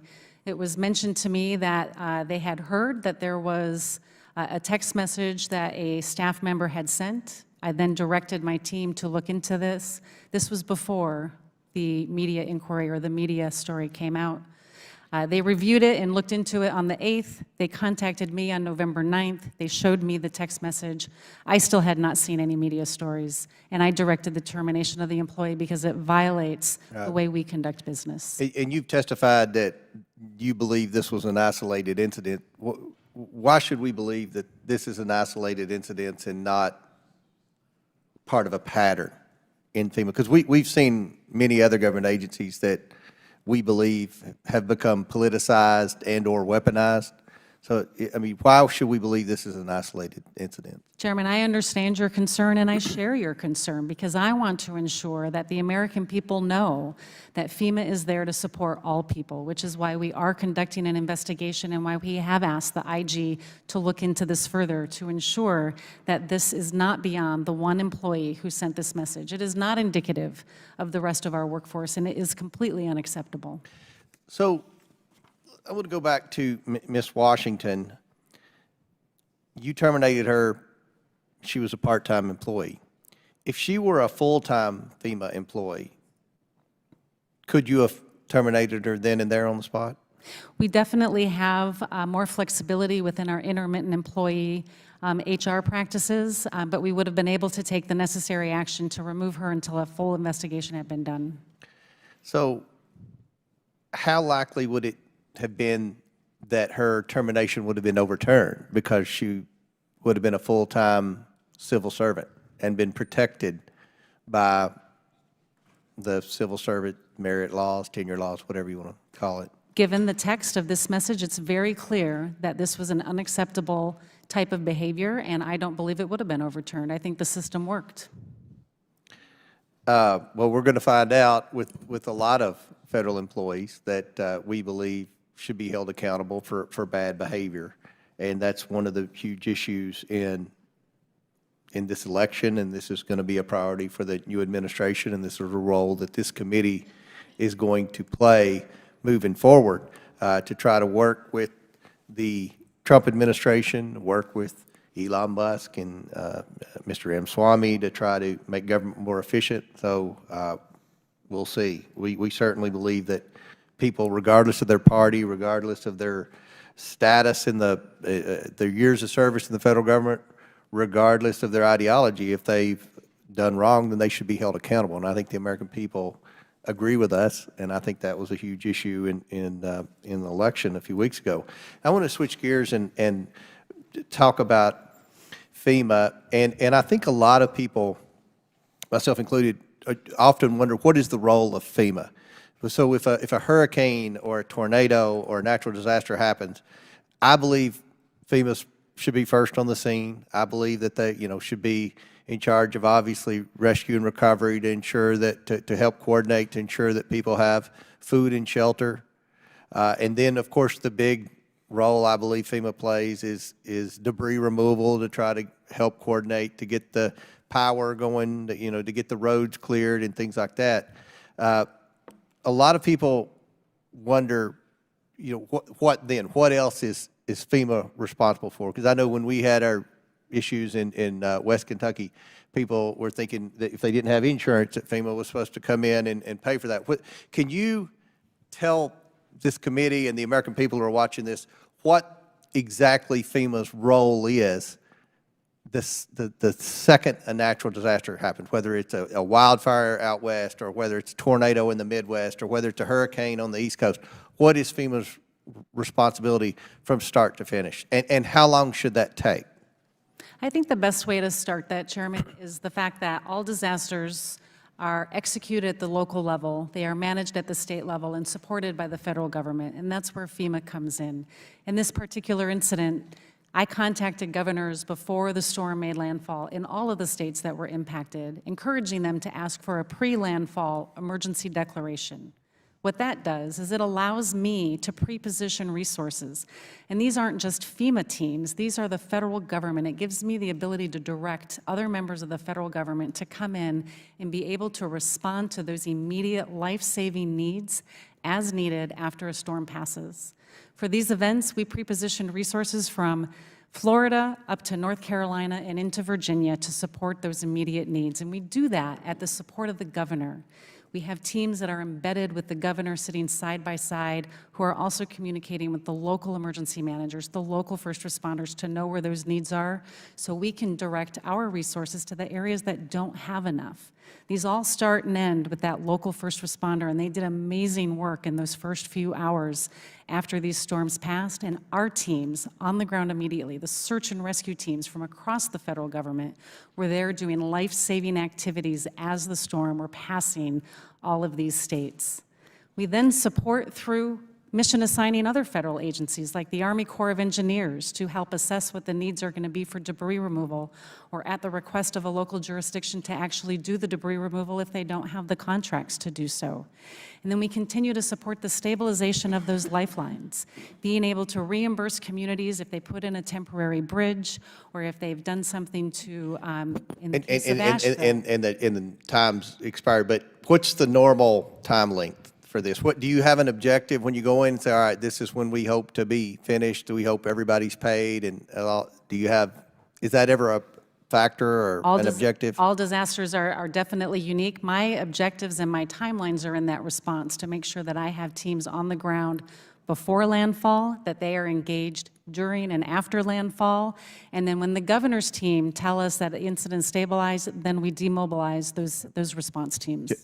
Chair recognizes. Mr. Chairman, I just have a UC request on go some ahead. relevant articles. One published in The Hill, September 30, 2024, titled Georgia Governor Kemp Praises Biden's Hurricane Helene Response Amid Trump Criticism. A CNN article, October 7, titled DeSantis and Biden Speak on Storm Recovery After Reports GOP Governor Had Not Returned Calls from President, Vice President. And 3, a CNN article, October 3rd, titled Fact Check Amid Bipartisan Praise for Biden's Hurricane Response, Trump Falsely Claims Reviews Are Universally Negative. Without objection to order, Chair recognizes Mr. Krishnamurti from Illinois. Thank you, Chairman, and thank you, Administrator, for your service. I want to show you a visual. Do you recognize this picture? I do not. Good. It's an atmospheric research facility in Alaska that, believe it or not, conspiracy theorists allege is a mind-controlling weather machine.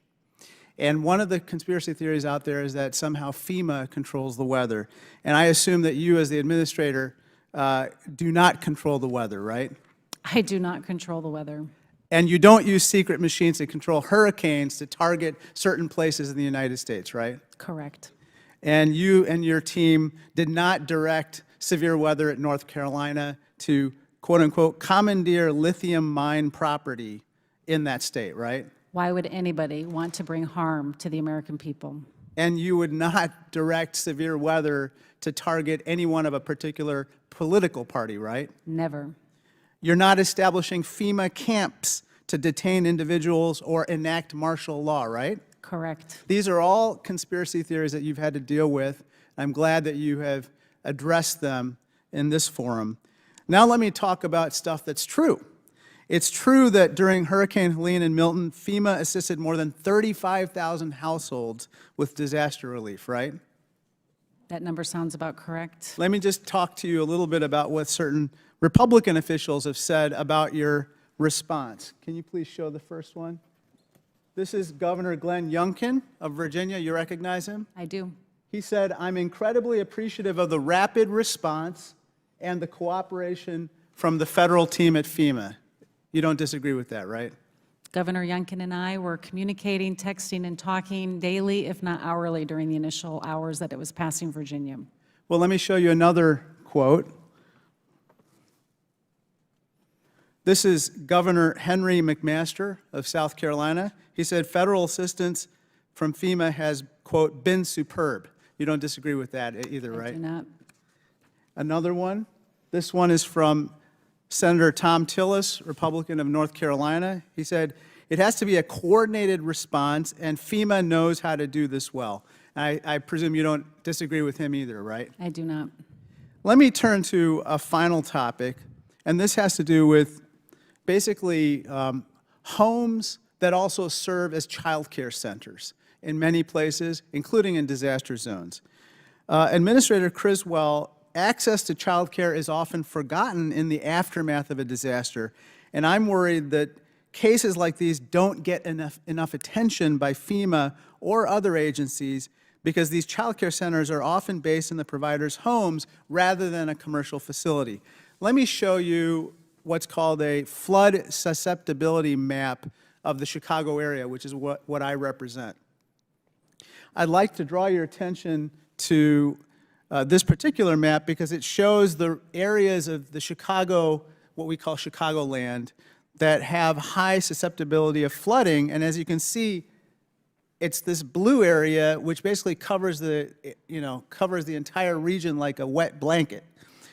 It represents millions of parents and children, as well as thousands of child care centers. And so my question to you is, in light of the fact that there's a perception, and I believe a reality, that not enough attention has been paid to these child care centers that are situated in homes, can you commit to proposing to my office and this committee ways that you can increase coordination between FEMA and the SBA to assist businesses like these home-based child care centers? Congressman, my office would be happy to provide any technical drafting assistance or further assistance to be able to figure out how we can better address these vulnerable populations within these communities. Thank you very much, and I yield back. Chair recognizes Mr. Grofman from Wisconsin. Thank you.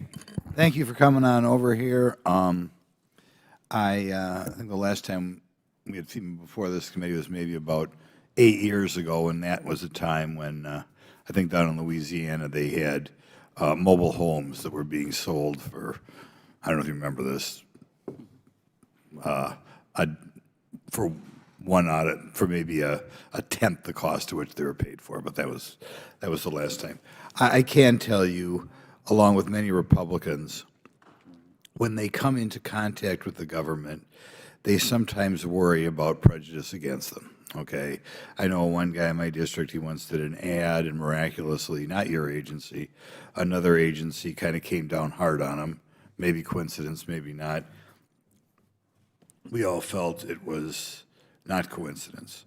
Under President Biden, foreign aid's become a vehicle to promote an overseas social agenda pushed by one party. The administration's implemented a disturbing trend of using foreign assistance as a tool to advance political and ideological goals. This raises an important question. Is the same political discrimination influencing how FEMA allocates disaster relief domestically, how it responds to this crisis? First of all, FEMA's workforce is unionized and represented by the American Federation of Government Employees. Is that true? Yes, our employees have that option. Okay. What percentage of FEMA employees are part of the union, do you know? I don't have that number on me, but I'll be happy to get back to you. It's, Well, okay. Does FEMA collect or track data on political contributions made by? We do not. Okay. The union representing your employees, at least what I have before me here today, has contributed about $12 million to Democrats over the last 20 years. Last 3 cycles, 93% to Democrats, 96% to Democrats, again, 96% to Democrats. And these contributions go where you'd expect: Senate Majority PAC, DCCC, and President Biden himself. It raises a question. When you have a group of employees or somebody representing employees that is so overwhelmingly slanted to helping one party as opposed to the other party, is it possible that that overwhelming bias slips into some decisions that are being made by your employees? unions are not part of our FEMA control, and employees have the option to choose to join them or not. Right. I mean, the people who run the unions, though, and who are presumably elected by your employees, want to push contributions overwhelmingly to one group. I assume they communicate with your employees. Is this something that possibly concerns you, or is this why we're perhaps here today, and that a couple of your employees seem to believe their responsibility was to use their government job to help one group of people rather than the other group of people? Could it perhaps create that mindset? Congressman, it is just unacceptable that any FEMA employee would tell any part of our organization to not support an individual that was impacted by a disaster because of a political yard sign. Right. I'm just going to say politically, you see what I'm saying? But, you know, it'd be one thing if it's 50-50. But when it's like 95% to one party, 96% to one party, does that create an environment perhaps of a dislike or even hatred of the political party that they're not giving money to? Because, of course, this union, they presumably communicate with their employees, this is who you should be supporting, blah, blah, blah, blah, blah. I sometimes wonder if that atmosphere comes a little bit from these one-sided slanted unions.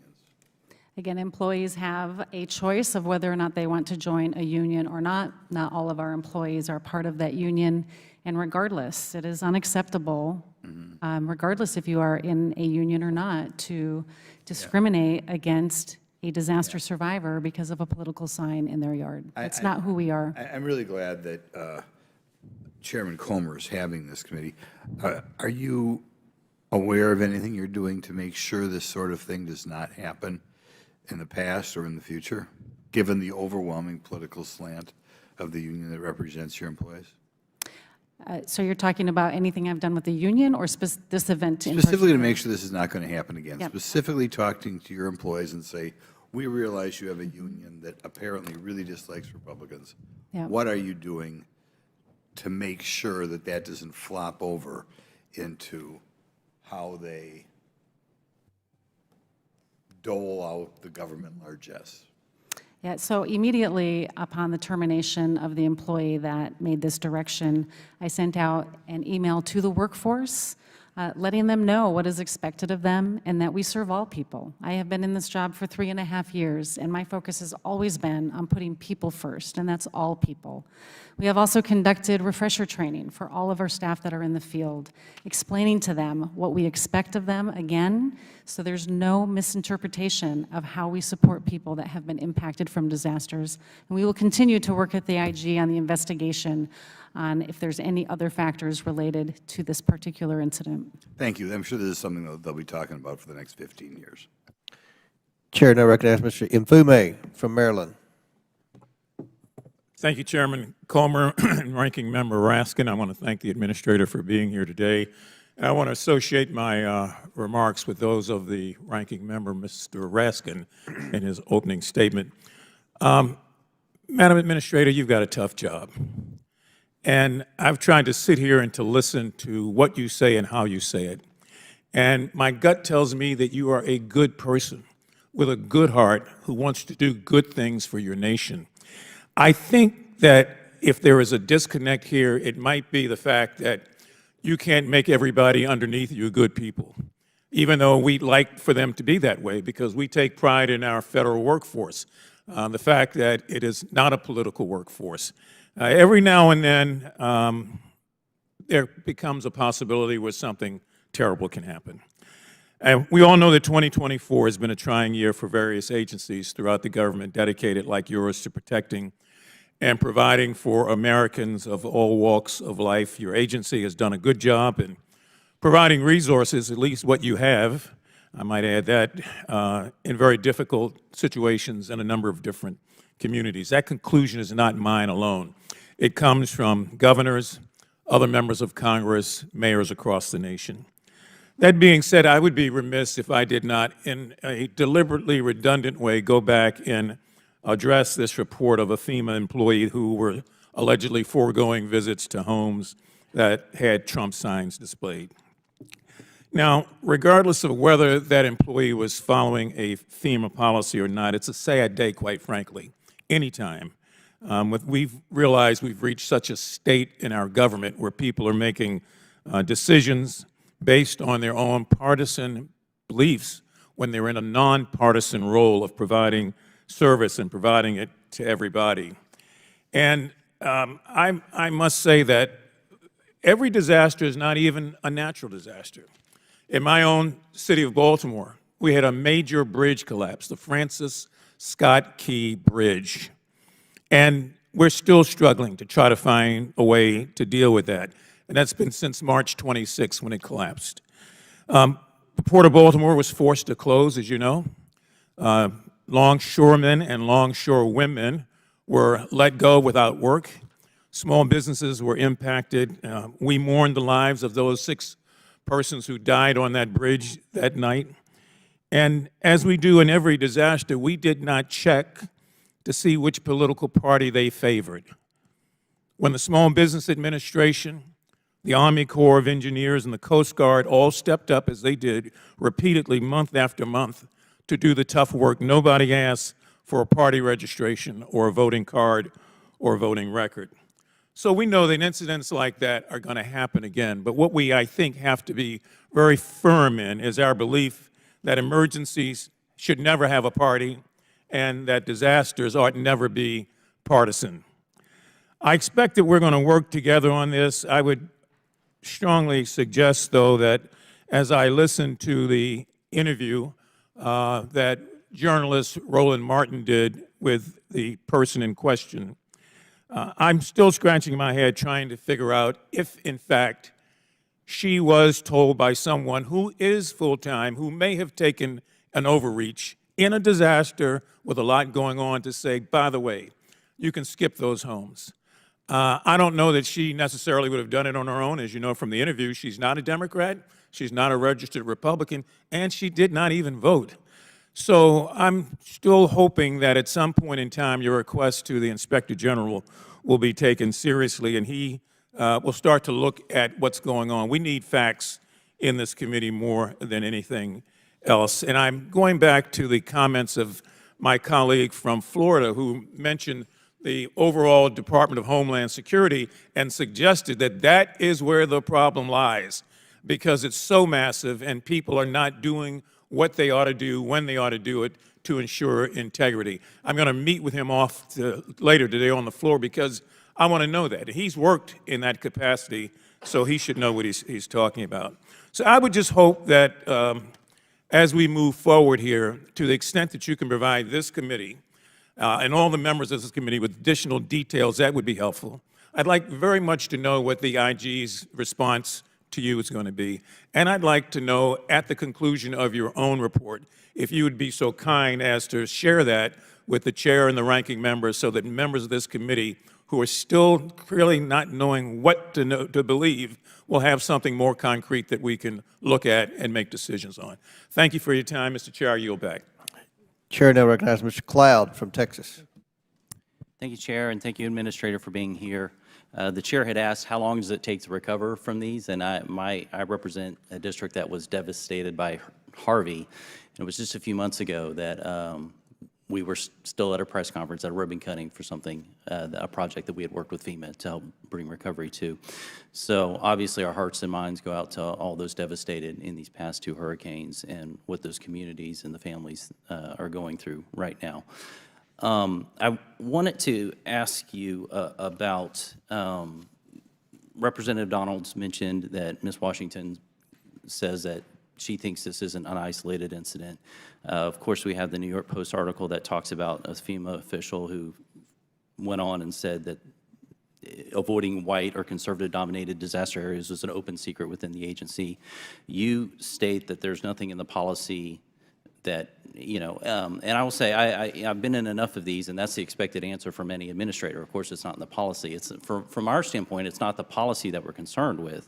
It's not in the policy for the IRS to target conservatives. It's not in the policy for NIH to fund gain-of-function research. It's not in DHS policy for them to release foreign terrorists into our land, but they are. It's not policy of the FBI to target school teachers or people of faith, but all this is happening. And the common response is, well, it's not in the policy manual. Well, we're concerned about the culture. And I do not think that it's in a stated policy or in the culture to specifically say, you know, skip over Trump signs. But I am concerned about if there's not a proactive response to make sure that that isn't clear within the culture, that that kind of attitude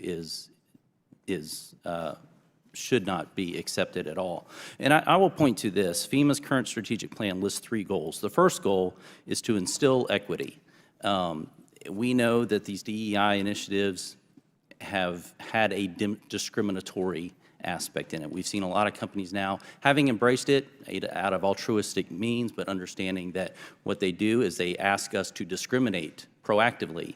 One of the things it mentions is this plan lists racial minorities, even religious minorities, as individuals who should be the beneficiaries of equity. So I would ask you, who's a religious majority, or a racial majority? Does FEMA make decisions about resources distributed according to these policies? Because this is in the strategic plan. And so whatever your case is on this, you're asking your employees to make distinguishment between individuals as opposed to just meeting a need. I tell people all the time in our office, we don't care who you are, we don't care what your voting record is, we don't care your background, your whatever. When you walk into our office, as many offices here, even across the aisle, we're here to help and to help get your case through. I think that should be the very clear standing of FEMA, and I would encourage you to revise your strategic plan and rid it of all the DEI. We'll be addressing this actually in a markup, I think, tomorrow. But if you could do that, I think that would go a far way to making sure we have a proactive culture to where it's very clear so these isolated incidences don't pop up. Because what we didn't see in that text thread was any pushback on that either. And that should have been clear, like, no, we're not about that. That's not what FEMA's about. And I would encourage you to do that. I did want to ask about a couple things because sometimes I've noticed, and I don't think this is the intent, having, you know, had my own experience with FEMA, but sometimes it seems that the process gets in the way of the people. And I will point in our own district, you know, most of our district's rural. Sometimes you'd have a grant for $500,000 for a rural community. They're having to go through the same sort of process that in a large metroplex, somebody with a $20 million project is going through. Very often it was point of contacts were very difficult. I know one place that had 7 site visits. It was a different team every time. They had to start the process over and over again because staff kept changing and these sorts of things. I was talking to someone even yesterday, and I've had a number of conversations with someone who's on the ground in North Carolina trying to help. And they listed a couple instances where you have people come out in the community, they put some resources together. They're trying to respond while FEMA's getting there and other resources agencies are getting there. And FEMA would go in and they would, for example, be hosted in a place. FEMA would come out and rent out the place from underneath the people who are already doing recovery work. And they would confiscate the resources that were in that place and basically take over and kick the people out. there was this one group that basically were hiding their resources now because that had happened to them 3 times already. And so I would also caution you, there's other instances too where you have people trying to go and rescue and do recovery of their family, of their friends, of their neighborhoods who they know are trapped on a mountain, for example. And FEMA workers would stop them and prohibit them from going in to rescue them. And so again, in the aspect of guiding a culture, could you speak to what you are doing to ensure, in a sense, that you don't have, you mentioned some of them are temporary employees, that you don't have people who have this newfound authority who are actually prohibiting the work because it doesn't fit within their scope, and that we're making sure we put people before processes? Chairman, I know we're over. Do I have time to answer? Can you, Make it quick? yeah, make it quick? My apologies. I've had a lot of experience with FEMA. So. Yeah, Congressman, I mean, first, I just want to address that the equity as a foundation of emergency management is part of my strategic plan, because I think it will also address some of your concerns, because I share your concerns. And when I was a local emergency manager, both in Colorado, but as well as in New York City, what I have experienced is the barriers that people have, good working people have, in trying to access the assistance that's available to them. And when I came into this position, my goal was to try to remove those barriers and make sure that everybody had access. That's the foundation of why we put equity in there. It wasn't a DEI initiative. It was about making sure all people can access Religious the programs. minorities, distinguishing between religious minorities There's a and majorities? definition, as in the executive order, that is listed in there because that is the executive order. But our view on equity is making sure that Why would you we even have ask? consistent and fair treatment of all people and making sure that nobody is left behind. That has been our goal, and we have made transformational changes in our own policies and our regulations to help assist more people. And we've been able to provide more aid in the last 3 years because of these changes, because we focused on making sure that there were no barriers, I'm and going we haven't to, before. gentleman's time gone way over. Chair now recognizes Ms. Ocasio-Cortez from New York. Thank you so much, Mr. Chairman. You know, I think some of the points made earlier today, that disaster response and relief is historically and continues to be genuinely an area of bipartisan work, and my hope is that we can continue to protect these programs. In fact, one of the things that was brought up earlier, Administrator Criswell, was the National Flood Insurance Program, the NFIP. I'd previously served several terms on the Financial Services Committee, which also has jurisdiction over the authorizations around the National Flood Insurance Program. And a lot of people don't know that the maps for the NFIP and what is considered a flood zone or not are tied to flood maps from before the federal government even acknowledged that climate change is real. And so we are allocating flood insurance from before these areas became flood zones that are now flood zones. And so historically, there's been a great deal of Republican resistance to updating these maps. My hope is that we can do that now. But I wanted to move a little bit into your work and what we're seeing now in the current information environment, especially after a disaster. Administrator Criswell, recently in North Carolina and with these storms and hurricanes that have hit this year, there have been very large-scale moments of disinformation regarding FEMA, correct? Yes, ma'am. One of those that I've just seen is this idea that, and I'm going to ask you if this is true or not, and I apologize that I even have to ask you some of these things, but I think it's important for the American people to see in a setting like this, where we have to swear to tell the truth, that we see officially on the record that these things are not true. The first being that the suggestion that FEMA assistance was only a $750 loan that would have to be paid back, and if not, FEMA would seize the homes of everyday people who may not be able to make that back in such a catastrophic moment. Is that correct? That is completely inaccurate. Completely false, correct? But was it in your assessment, and did you see lots of people believing this on the ground or in the field? I was on the ground for over 3 weeks in North Carolina, and I did hear from people on the ground asking me, is this real or is this not real? Another one that I also saw very widely circulated, that FEMA did not have enough money to provide relief services because that allocation of funds went to either undocumented immigrants, aid to Ukraine, or even aid to the Israeli government. Is that correct, that FEMA's funds were allocated away to those causes? Completely inaccurate. Completely false. On the record, completely false, correct? Correct.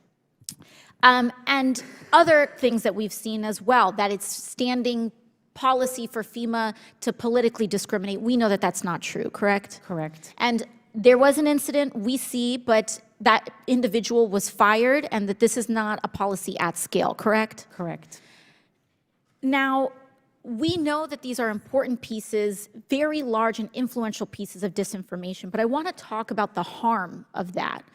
Because if you are a FEMA worker canvassing door to door, you need to knock on people's doors and see what help they need, correct? Yes. Now, I know, as someone who's a target of large amounts of misinformation and disinformation, people will sometimes, and I genuinely want to separate this from a partisan accusation, but it is very important to say that if someone thinks that a FEMA official is coming to their house to take their house away, that's a situation that could be escalatory or potentially become violent over something that's not true, correct? Correct. I mean, I've had people that have come to me in an escalatory way because they've believed something about me on the internet that was completely false. And that's just me, let alone an anonymous FEMA official who does not have the same level of resources to be able to combat that kind of misinformation. And then on top of that, when people do believe these kinds of things, what is the harm to the communities that then get convinced of these mistruths? I think, Congresswoman, one of the best stories that I can share with you was when I was in Chimney Rock, North Carolina, and I was talking to the leadership there. And Chimney Rock is the area where there were accusations that there were physical threats to our FEMA staff, where we temporarily moved all of our staff into fixed locations. When I talked to that leadership team there, they said, this is not who we are. This is looking bad on my community. Tourists may not want to come visit my community. But let alone, we need your help. The people in this community need to register for assistance. And now we have to make sure that they understand that the government is there to help them and encourage them to apply for assistance so they can start their road to recovery. I think that is a really good example of how it not just impacts an individual, but impacts an entire community and their reputation and who they believe they are, and now who the public writ large thinks they are. Got it. Thank you very much. Gentlelady's time's expired. They have called votes. They called votes about 10 minutes ago, but we're going to have one more questioner, and then we'll recess for votes. But Chair now recognizes for the last question before recess the gentleman from Alabama, Mr. Palmer. Thank you, Mr. Chairman. This hearing has been all over the place, from climate change to politics to somewhat on the issue at hand. And I want to ask you, Administrator Criswell, has FEMA made any attempt to identify the people discriminated against because of their support for President Trump? The actions of this individual were unacceptable, and that's not what I asked. we do not have any evidence at this point that shows that this was a larger issue, but there are ongoing investigations. I've only got a few minutes. No, ma'am. I'm asking, there were clearly people who were passed over. Correct. Okay. Have you made any attempt to identify those people? Oh, those people that were passed over? Yes, ma'am. We sent another team in there, and they have made contact with everybody in that community. So what is FEMA prepared to do to meet the needs of those people who were discriminated against? If they registered for assistance or needed assistance, they are now in the system and will get whatever they are eligible for. Okay. And those are people who have applied that notified you that they were passed over, or did you discover them by other means? When we looked at the records from this employee's team and found the homes that were skipped, we sent a team in there to contact all of those homes. I can't tell you if they all applied for assistance. I don't know that they all needed assistance, but we at least gave them the opportunity. Okay, thank you. This is not the first time, though, that FEMA's had an issue with discrimination, because for years FEMA discriminated against houses of worship. it wasn't until a lawsuit was brought by 3 churches in Texas and 2 synagogues in Florida that this stopped. Are you aware of that? I am not familiar with the lawsuit that you're mentioning. Are you aware that that FEMA has had an issue with interacting with religious groups and I am not. churches? I think it's an unfortunate part of FEMA's history. And it seems that I can understand why there's a built-in political bias for FEMA employees in Washington, because only about 6.5% voted of the vote for president and the Washington, D.C. went to Trump. But I want to ask you something else. And I want to go back to the questions that Congressman Jordan asked, Chairman Jordan asked, and that those people who were on that chat group that witnessed the directive to volunteers, I'm not sure you gave a satisfactory answer as to whether or not you've contacted those people and what information you've gotten from them. Have you tried to do that? As I said before, I have not personally talked to them, but there are ongoing investigations. So will you state for the record that the investigators are contacting those people to get their information? The investigators should be contacting them, and if they haven't, I will ensure it. If you maintain that FEMA took swift and satisfactory action after Mrs. Washington's team's message, why do you think the whistleblower felt compelled to reveal her message to the public? I can't speak on behalf of the whistleblower. I know that I was made aware of the situation on November 7th. I received confirmation that this text message had been sent on November 9th, and I directed her termination. It was not acceptable behavior. It is not how we want to treat people. I understand what you're saying publicly, but what matters is what you're doing in the investigation, what you're doing privately to clean this up, and to create a culture of respect for all people. And I really don't care if they're Republican or Democrat. I don't care their religious affiliations. I think the role of FEMA is to provide aid when necessary. And I just want to be sure that there's substantial proof that you can offer the American people today that taxpayers who pay their hard-earned dollars to provide for these disaster response resources will not face future political discrimination from FEMA. Can you give us absolute assurance of that? Congressman, we are here to help all people. I know, but you didn't. And I can assure you I that we will understand, take but you- action you did against not do that. anyone who has not followed our core values of compassion, fairness, integrity, and respect. We Well, treat everybody the same. We're- Everybody is eligible for assistance. We're counting on you doing that. And I would like to identify with Mr. Moskowitz. I thought that his perspective on the need to reorganize FEMA and Homeland Security was spot on. With that, Mr. Chairman, I yield back. Gentleman yields back. Pursuant to the previous order, the chair declares the committee in recess. Subject to the call of the chair, we plan to reconvene 10 minutes after the conclusion of votes, so the committee stands in recess.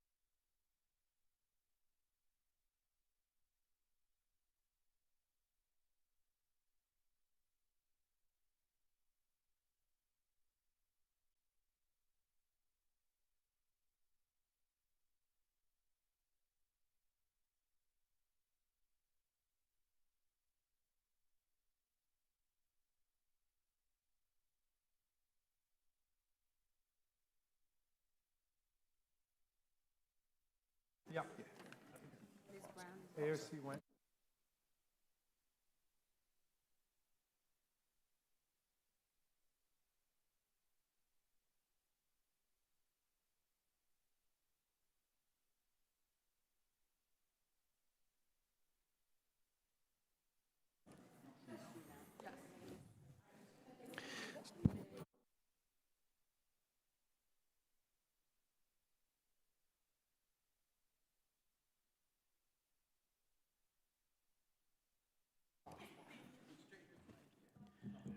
Is it House Administration? Yeah, they control holidays. Okay.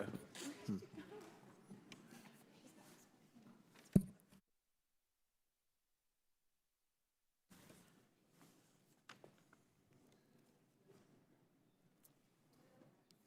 we know where the witness is?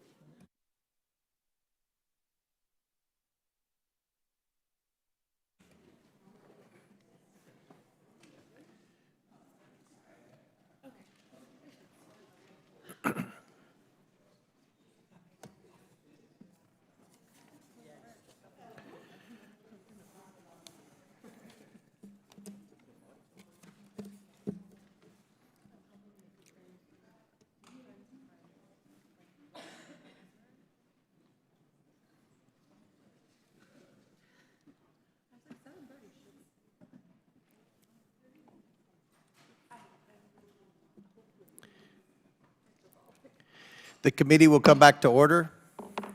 Before I recognize Ms. Brown, I want to make this statement that during the recess for votes, my staff made contact with a new whistleblower who provided a credible account that a FEMA contractor visited the home of an elderly disabled veteran's family around October 10th following Hurricane Helene.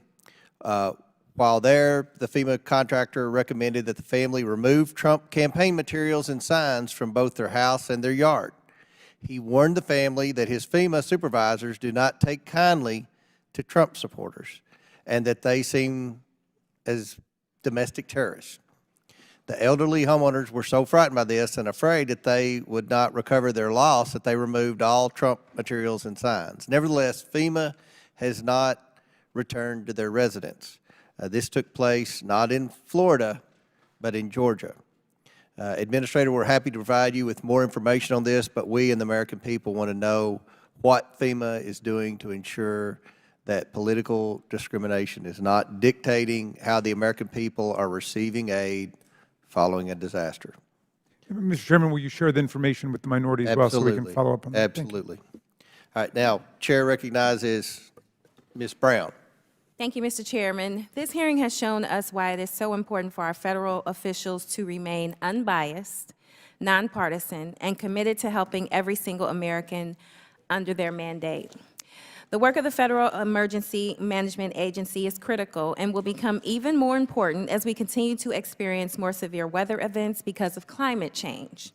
Just this year in Northeast Ohio, we experienced severe drought, extreme heat, flash floods, and destructive tornadoes, all of which took place in the span of just 1 month. I am very thankful that no deaths occurred as a result, but the destruction from these storms and climate events continue to be felt in my district and every district across the country. We are grateful for the assistance that FEMA provided, helping to assess the damage and get Northeast Ohio back on its feet. As my colleagues have said, storms and other disaster events have no political party, and they do not discriminate. They don't care if you live in a blue state, a red state, or a purple state. That is why FEMA and all of our federal agencies must remain fiercely nonpartisan. So, Administrator Criswell, can you speak to how FEMA accomplishes its mission and goals in a nonpartisan way, and why doing so is so important? Congresswoman, the work that we do, again, our mission statement of helping people before, during, and after disasters is so critical, and especially, as you mentioned, in a time when we are seeing an increase in the number of severe weather events across the United States. These weather events are becoming more complex, creating additional challenges for people across the country to recover from these events. We have to support everybody that's been impacted by this, and it is one of the reasons why I have been so determined throughout my time here to remove as many barriers to accessing our programs as possible, like the recent changes to our individual assistance program, which has been transformational, the biggest changes that we've done in probably 20 years to open up more assistance for people across the United States that have been impacted. We have to help these people get back on their road to recovery, and that's what FEMA does. We jumpstart that recovery. And can you tell us why public confidence in your mission critical to the safety and well-being of the American public? There is nothing more important than trust. We have to have the trust of the American people. We have to have trust of the communities, the leaders that we are there to serve. We work for the governor. We work for those local communities. These disasters start and end with them, and we are there to support them, and we have to have that trust. That is why we embed people side by side with the governor's team, with community leaders' teams, so we know what issues are going on, what the challenges their communities are facing, so we can move resources into those communities to help meet those needs. Thank you. Now, it's unfortunate we've seen extremist conspiracy theories regarding FEMA's disaster response. Can you please speak to how this harmful and inaccurate rhetoric undermines your agency's mission to provide support to Americans impacted by disaster, regardless of party affiliation or anything else? Yeah, the amount of misinformation, Congresswoman, that we have seen throughout this event has really been at a whole new level. But this is something that FEMA has experienced since it was instituted in 1979. And we need to be able to reach people where they are at to help them on their road to recovery. And we do this in a number of ways. We can translate information into their native language. We can reach out to local faith-based organizations, trusted leaders in the community to help them reach out to people that have been impacted so they know that the information they're getting is accurate and that they can and should apply for assistance with FEMA. Thank you for that. And this is how our essential federal agencies should continue to operate, unaffected by partisan politics and above political interference. I'm very glad that this is something we are in agreement on today and look forward to it continuing into the future. And with that, I yield back. Gentlelady yields back. Chair recognizes Mr. Sessions from Texas. Mr. Chairman, thank you very much. Administrator, thank you for taking time to be here. I felt like that in listening to you earlier that your questions, the answers, and the things that you responded with not only showed that you have the capacity to understand the task in front of you, but that you've effectively dealt with it. If I could just provide two pieces of information, I'm not even looking for a response, but two pieces of information. We did a subcommittee hearing out in Hawaii, and we had an opportunity, the subcommittee which I chair, federal workforce and government operations in federal workforce. And it was very important for us to go, and we learned that it was the most expensive disaster in the country's history, some $3 billion. I was surprised to hear that it was the most expensive, but that's the testimony. I would draw to your attention that much of the delay that has caused much of the money that has been spent, I think could be negotiated better with the governor of the state. The FEMA representatives who were there did a great job, and I enjoy them. But they felt like that the delays in their ability to make progress, to get people back onto their own home site, back in their own homes, has been delayed because the governor will not issue the necessary paperwork for them to move forward. And so they have moved them off a little bit, maybe a mile to the west, and they're building a huge new subdivision of mobile homes, essentially, that are going to cost $1 million each. And I think that many of those could have been placed maybe 4 or 5 months earlier with the assistance of the governor. I would encourage you to please engage the governor. Secondly, in 2010, there was a blast that happened at West Texas, a great big explosion, and part of that explosion destroyed many of the schools. I think the elementary school, the junior high, and the high school.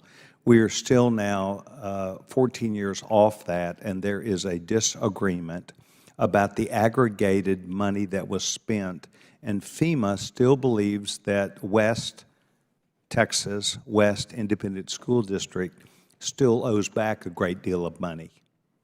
And my staff got it deeply engaged. About a 5-hour Zoom call occurred, and at that, I think that there could have been more transparency on behalf of the federal government, because there were dollars that were lumped into aggregate areas that we could not tell what was in there, and I don't think it was a perfect match. It was apples on one side and oranges on another, and the city of West, including the school district, put things that they paid for instance, some athletic fields and some other things which were not broken out and which may have been an assumption that somebody else was paying for things. My point is saying this, you haven't personally looked at this, and I have not either, but I'm going to. And I'd like to, when I contact your regional coordinator there, I'd like to advise him that I told you that I think more transparency will be necessary so that we can effectively put this to bed. And I would like to ask that you somehow give some signal or notice. Let's get transparency. Let's resolve this. 14 years is too long. We do appreciate FEMA. We do appreciate the work they've done, and I'm proud of your work as the administrator. Mr. Chairman, I yield back my time. Gentleman yields back. Chair recognizes Ms. Lee from Pennsylvania. Thank you, Mr. Chair. And I would also like to thank Administrator Criswell for being here with us today on a very long day, obviously. But let's be real, what FEMA does has never been more critical, because right now, climate change has completely flipped the script. Storms like Milton and Helene hitting landlocked states, that was unthinkable not too long ago. But now we've got places like Asheville, North Carolina, 2,000 feet above sea level and hundreds of miles from the coast, getting wrecked by hurricanes and extreme weather. So Administrator Criswell, as we're seeing more frequent and intense storms, what new challenges are you seeing emerge for your agency? As you mentioned, Congresswoman, we are seeing events like we have not seen before. I mean, I can think back to a year ago with the wildfires in Maui that were happening at the same time that we had a hurricane in the Pacific heading towards the desert lands of California. The types of events and severe weather events that we are seeing at a scale that we have not seen previously. I mean, as an example, 117-ish disasters last year, and we have over 170 already declared this year. The challenges we face is making sure as we are rebuilding these communities that we do so in a way that makes them stronger against future storms, and not just the risks that they faced in the past, but the risks that they will face in the future. Certainly. So as climate change worsens, then would you say that your agency is going to need more resources or fewer resources? I think we will definitely need more resources to be able to keep up with the pacing demand of the events that we've been responding to. Certainly. It doesn't take a genius to figure that one out. More disasters in more areas mean more help will be needed. The climate crisis is here. Pretending that it doesn't exist or that it won't get worse only harms the people that we have been sent to this body to represent. For the sake of not only my constituents, but people all over the country who may face natural disasters they've never even thought to prepare for, I hope that we can all come together to give the American people the help that they deserve. That means making sure that FEMA is fully funded and that they are serving all survivors of natural disasters. So let's be honest about what's happening here today. My Republican colleagues want to cherry pick this incident and sensationalize it. Well, the reality is that for decades, there has been different treatment by FEMA, for instance, towards Black and brown communities. Hurricanes Katrina, Maria, Ida, Florence, Harvey, we all saw communities of color served last or not at all. And those are difficult to discuss, but important. Several reports and investigations confirmed what those of us who are part of those communities already knew, that white disaster victims were helped first and with more money than black people of color, even when the damage was the same. Rather than fixate on a single incident, this committee should be working to ensure that the entire system is equitable for all Americans and that we're building on the work of the administration to make that so. With that said, while we're reflecting and analyzing our disaster response, I'd like to ask you, Administrator Criswell, what has FEMA done to ensure that all communities, particularly the most marginalized, are being fully served? How has there been improvements since previous storms where we have seen critiques or even difficulties in administering service? You know, I have served as a local emergency manager, and I understand what it is like to be a customer of FEMA. I have seen people within my own communities that have had a hard time accessing the programs. One of the first things that I did was change some of our policies to ensure that we understand everybody's unique needs. For example, we know that many homeowners in all parts of the country don't have traditional mortgages or traditional deeds to their homes, and so we expanded the types of documentation that we accept from people so they can access our programs. These are the kind of barriers that were affecting people everywhere, and we wanted to make sure that everyone that was impacted by a disaster could access our programs with minimal amount of barriers. Those are the changes that we've made. We continue to make more. There's more work to do. Certainly, but those are such critical steps that we've seen results from. So we thank you for that.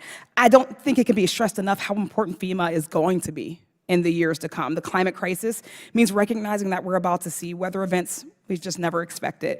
Hurricanes ravaging inland communities, uncontrollable wildfires, as you've mentioned, across more areas of the country, uncontrollable tornadoes, floods, severe storms that are upending lives. Every dollar not invested in FEMA now is just going to burn us in the years to come. When communities are level, it costs more money to fix. We have no choice but to invest if we don't want to see communities completely erased after climate catastrophes. I agree with my colleagues across the aisle that partisanship has no place in distributing government services and aid, neither does race or socioeconomic status. That being said, as more and more of our constituents are affected by increasing natural disasters, it's more important than ever that we maintain that same commitment to nonpartisan distribution of aid in the coming years. I thank you again for joining us and for your testimony today, and I yield back. Chair now recognizes Mr. Burchett from Tennessee. Thank you, Mr. Chairman. Ms. Criswell, there seems to be a huge discrepancy in federal cost share between different states. And if I had a map, I could show where it is up there on there. Why is East Tennessee only granted 45 days of 100% federal cost share? It seems like parts of North Carolina, as you can see, were granted 180 days of the 100% federal cost share.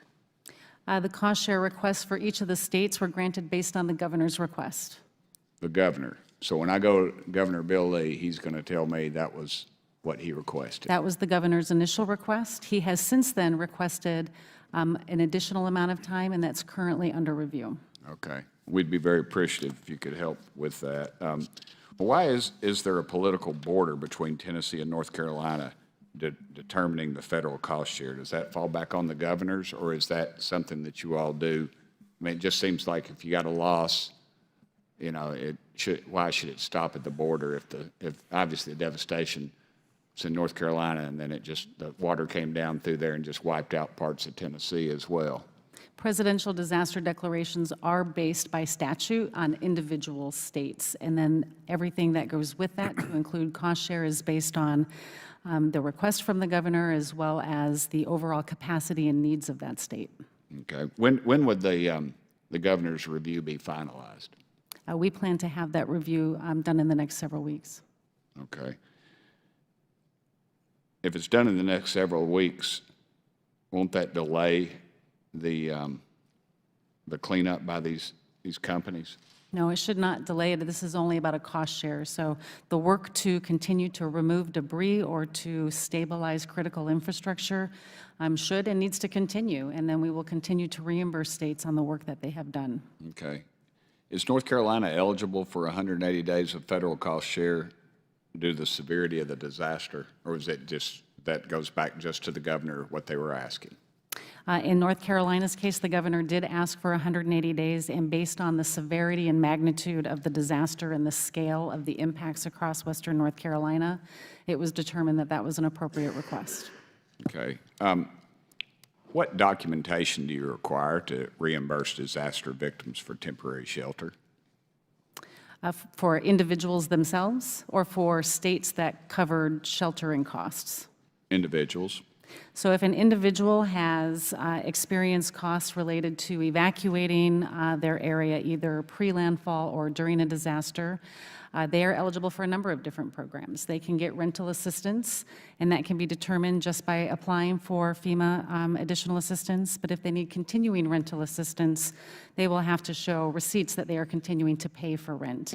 Every case is going to be specific and unique to each individual, and we work with them on a case-by-case basis. The lady who been alluded to many times, I believe her name, the FEMA employee, the name was Marnie Washington, if I'm correct, who gave the order to discriminate against Trump supporters. Who was her supervisor? And was the supervisor disciplined, or was it just totally taken as a individual action?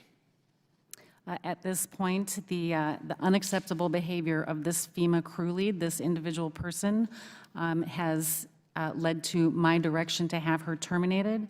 We are conducting ongoing investigations, and we will continue to provide any necessary disciplinary action as necessary. We have also engaged the Inspector General to assist us and provide their own independent investigation. Was this person's supervisor investigated as well?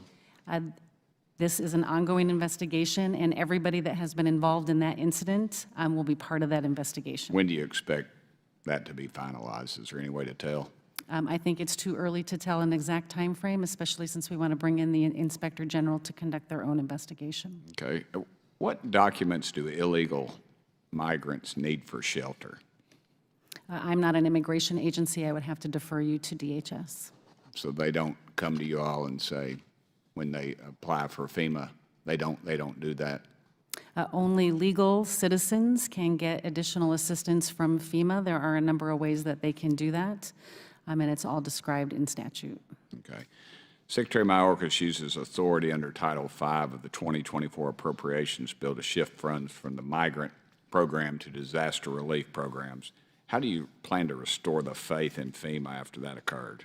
Can you repeat that question, sir? Well, I'm going to run out of time, if that's all right, Mr. Chairman. As Secretary Mayorkas uses authority under Title V of the 2024 Appropriations Bill to shift funds from migrant programs to disaster relief programs. I'm not aware of any funding being shifted from migrant programs into disaster relief programs. Or disaster relief is a separate appropriation from Congress. Okay, for disaster relief to migrant, either way? There has been no money shifted from the disaster relief fund under this administration to support migrant programs. Okay, I've run out of time. Thank you, Mr. Chairman. Chair recognizes Ms. Crockett. Thank you so much, Mr. Chairman, and thank you so much, Administrator, for being here. A couple of things that I want to try to run through as quickly as possible. Are you familiar with NOAA? NOAA, the National Oceanic Atmospheric Administration? Yes. Yes. And out of curiosity, you obviously knew what NOAA stood for.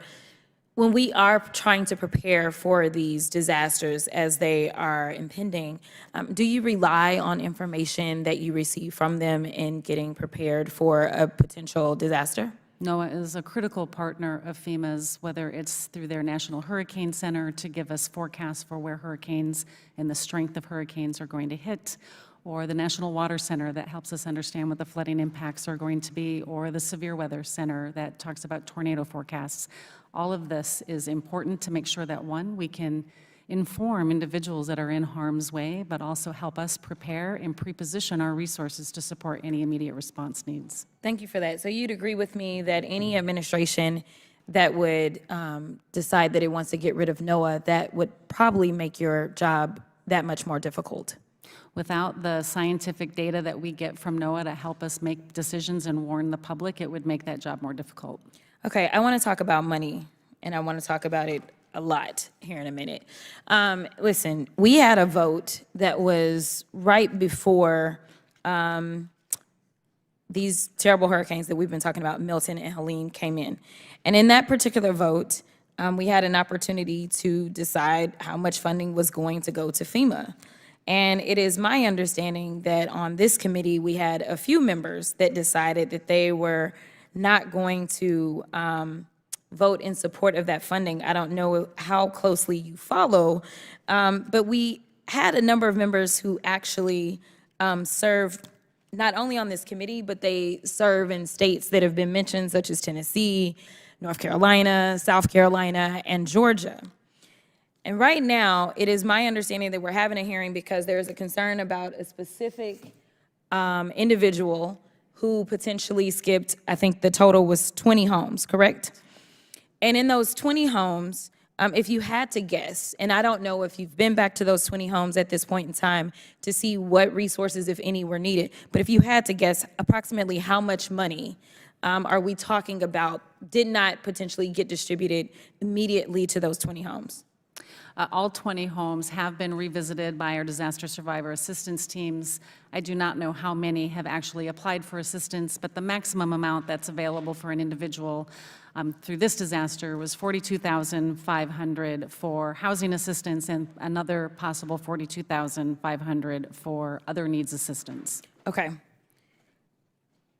What I'm hearing, though, is we're talking about 20 houses.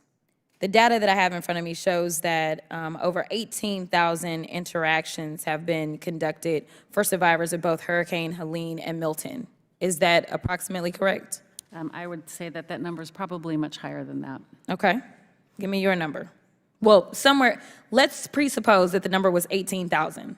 If we talked about 20 out of 18,000, that would mean that we are currently using resources to have a hearing about 0.1% of interactions. So this is not something that we would consider to be widespread when we start talking about percentages that are as low as 0.1%.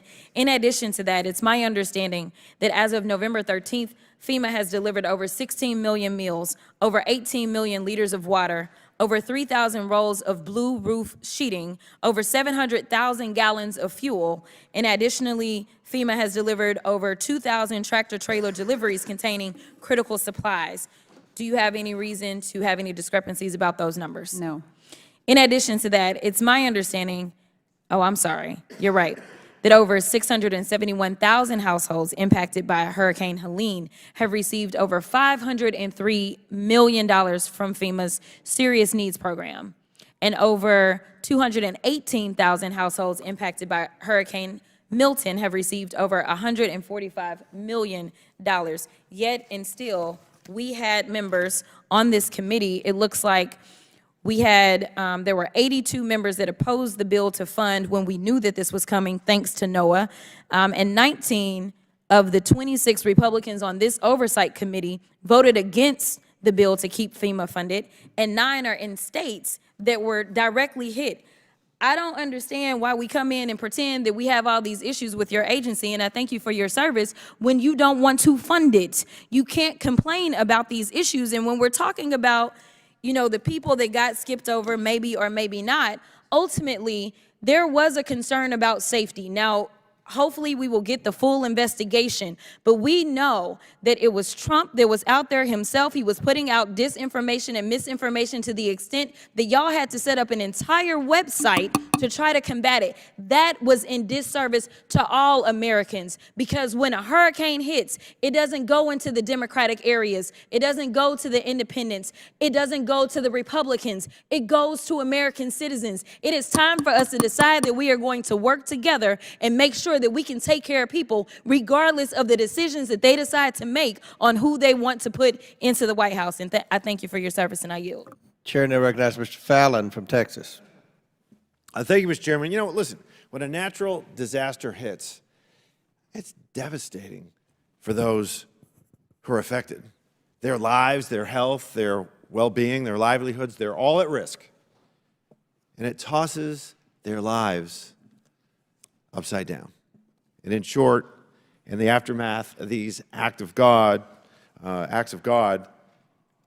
going to find Americans at their most vulnerable. And they're desperate and they need help. And FEMA is the one federal agency whose primary mission is to provide them that help. And the American taxpayers, as we all know, fund it.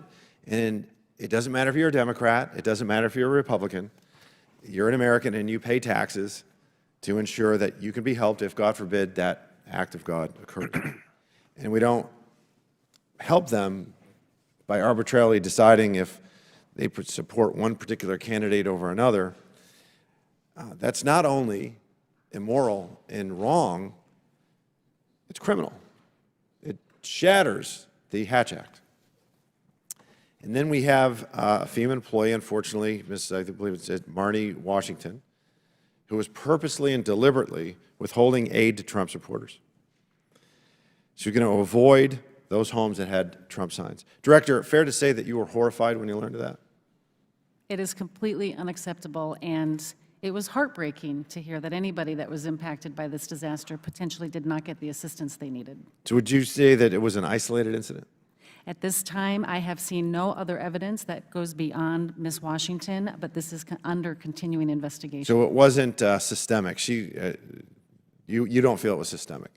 I understand the reports that this employee is making. However, the evidence that has been presented to me does not show that this is a widespread problem, but I want to be certain that Right. this is not So a widespread Ms. Washington disagreed, of course, and she said that she'd been scapegoated and that the FEMA, the agency, prioritizes avoidance and de-escalation in situations where some employees may feel unsafe, like, according to her, urban areas where there might be unleashed dogs.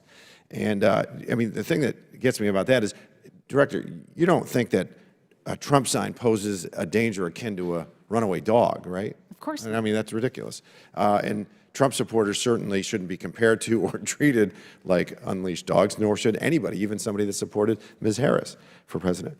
And so to determine whether or not this is systemic and this is imbued into the fabric of the agency or not, would you agree that an independent investigation should be called for? Absolutely. And I think it was Representative Perry, and you had a discussion about that today. Was that right? I don't know if it was today, but It was this morning. This morning, yes, yeah. And I have already reached out to the IG. We had been working with them, but I have directly asked them to perform an independent investigation. I think that's great. The thing is, like on a timeline basis, you had October 9th, Milton reaches landfall, and then the 24th, there was a whistleblower complaint.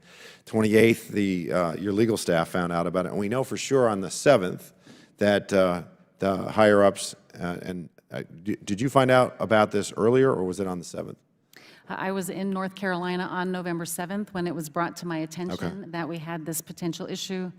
I asked my team to look into it and get me additional information. They presented me the written text of this employee, and then I directed the termination. Okay. So did they present you the written text on the 7th? On the 9th. On the 9th, and that's when you fired her on the 9th? Correct. Okay. After I saw written evidence. There was a Daily Wire article that happened to just hit on the 8th, and that was like national news. And then she was fired the very next day. I was just concerned about the fact that your legal staff knew on the 28th, and this woman was not only continually being employed by FEMA, but also as a supervisor as well. And then, so you do agree that we should have an IG investigation, and I think that I also do, but that wasn't until today. Why the delay? There was no delay. We have been working with the IG since this was brought to the Office of Professional Responsibility. They have been determining whether or not they were going to take this case, and I just directly asked them today. So you didn't directly ask them. You could have directly asked them earlier, though, fair to say? Fair to say. Okay, But we had but there been was a working with delay them, of and a couple of we brought them weeks. into this. Okay. So, you know, Very beginning. it's interesting being on this committee, Mr. Chairman, for 4 years. It seems no matter what we talk about, all roads lead back to Donald Trump. And for our friends across the aisle, he's the boogeyman Trump. We can be talking about 40-year high inflation, it's somehow Trump's fault. 20-year high interest rates, Trump. We're talking about a FEMA employee denying services to supporters of Donald Trump, and that somehow all they want to talk about is Donald Trump. Edited, cherry-picked, out-of-context information. I think that's called misinformation, if I'm not mistaken. And it's unfortunate because here's the facts, that President Donald Trump was president for 4 years, and he approved 89 disasters in states that opposed him, including 17 in California, more than any state. More than 80% of the disaster requests that President Trump denied came from governors of states he won in 2016. And I'm going to have a quote here from an expert. There's really no difference that I've seen, said Chad Bergenis, the executive director of the Association of State Floodplain Managers. That is truth in context. Mr. Chairman, I yield back. Gentleman yields back. Chair recognizes Ms. Tlaib from Michigan.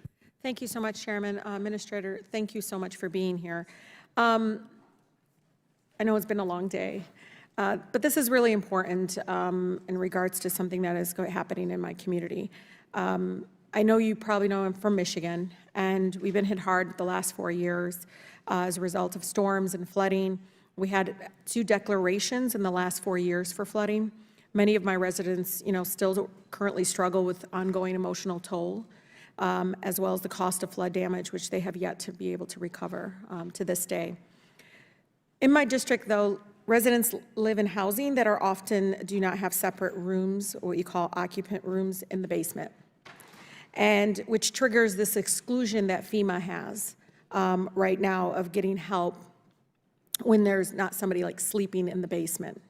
This was very much a surprise to me because many of my seasoned residents who had flooding couldn't get access to be able to do the cleanup, which led to such terrible damage of their basement that, and I would love to submit for the record, Chairman, article from Bridge Detroit, devastating floods leave Detroiters with toxic mold. Without objection to order.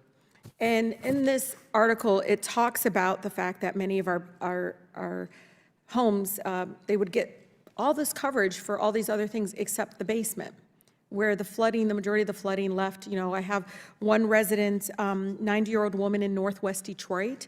If you walk into her home these days, especially at this time of the year, you'll feel cool air right coming from her kitchen to the living room. She'll tell you that 6 months has passed since the last FEMA declared flood, and your heart sinks because she has no, literally resulting from the damage of the basement, drainage issues, no hot water, rising problems related to the mold, and a broken furnace, right? And we're helping her as quickly as possible to try to see if there's any other community-based organizations. But the question then comes to my team and I is, why is this an exclusion? And would FEMA be open to working with members of Congress in a bipartisan way? Because Michigan, we got basements. And we need to be able to have some sort of a remedy that it can be a livable home. Toxic mold is dangerous for any age, but especially my seasoned residents who they're on fixed income, they do not have the resources to take care of that. Congresswoman, the programs that we have in our individual assistance program, one, do not replace insurance. And when somebody is underinsured or uninsured, they do have access to FEMA financial assistance through our housing programs. But unfortunately, by statute, the only thing that we are allowed to provide financial assistance with is for primary living areas. Yep. And so that would be the financial assistance that they get. I want my colleagues to hear this, especially one colleague. I think there could be a bipartisan effort here because the basement helps make the rest of the house livable. That's where the utilities are. I mean, allowing the mold to continue to grow. I had a woman in Inkster who didn't have the capacity to clean out and get the water out. It froze in the winter, causing even more damages to her home. And Administrator, I know it's statute. I just wanted my colleagues to understand it. Also, Mr. Chair, for the record, to submit after the flood article, again, continue to talk about the growing issue of flood and storms that are coming in throughout, I think, Michigan, again, impacted by the lack of, again, FEMA being able to cover or just be able to provide some sort of assistance for basements. And Congresswoman, we would be happy to partner with you and provide technical drafting assistance. But right now, as you mentioned and as I mentioned, we are limited by statute on what we can provide financial assistance for. But we also work with our partners then. That's I where know. the SBA comes in. And SBA is so hard. You want to tell one of my seasoned residents to get a loan from the Small Business Administration, they'll roll your eyes, probably never talk to me again. I can't do that to them. Even when I tell them they'll work with you, thinking about even a lien on their home, they just don't want to go through that process. The other thing, Administrator, I think is really important.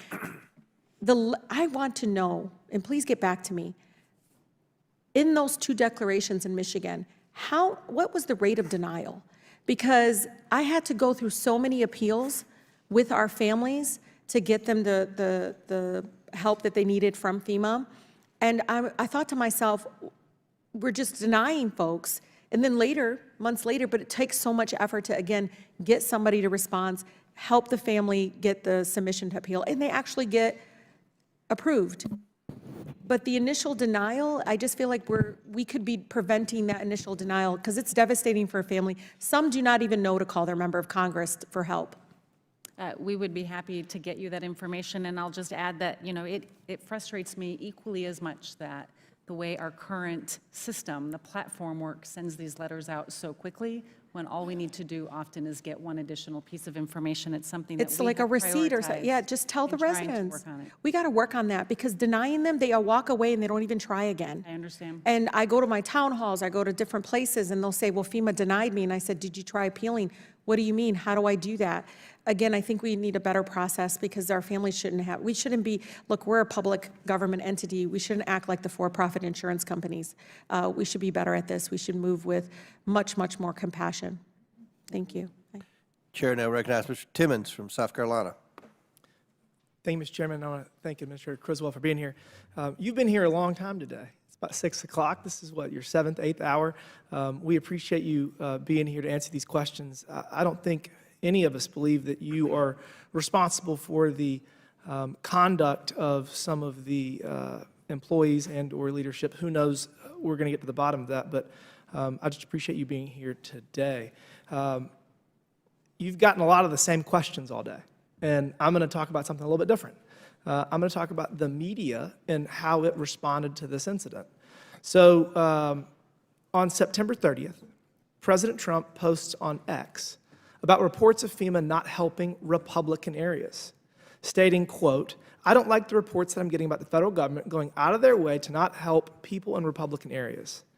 And, you know, President Trump posts this on social media, and the mainstream media, quite frankly, lost their mind. So let's just go over some of the responses. October 1st, here we have MSNBC. What kind of would-be leader lies about a deadly natural disaster? When it comes to Donald Trump and Hurricane Helene, it's not a rhetorical question.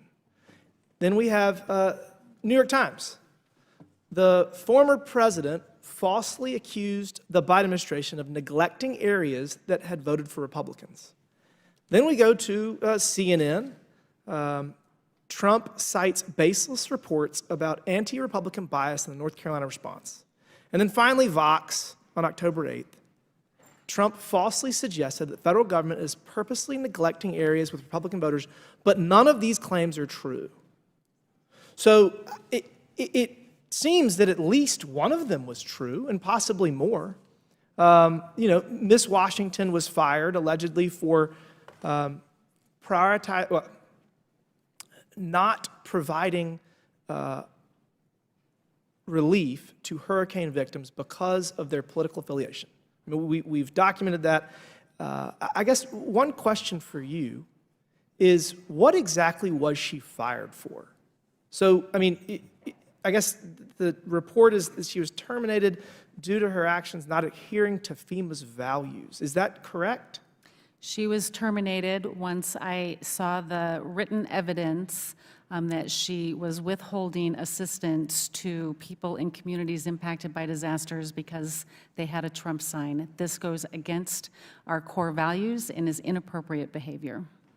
Okay, I just want to be sure we understand, because it sounds like a catch-all, the language of a not adhering to FEMA's values. It's kind of similar to conduct unbecoming an officer in the UCMJ. But I guess my bigger issue is that FEMA did not cite a specific policy that she violated. So is there a specific policy that at FEMA that forbids discrimination of any kind, or is this just a catch-all? We definitely have policies that prohibit the discrimination of anybody, whether it's the delivery of our disaster programs or the delivery of our grant programs that support communities to be better prepared for the severe weather events that they're experiencing.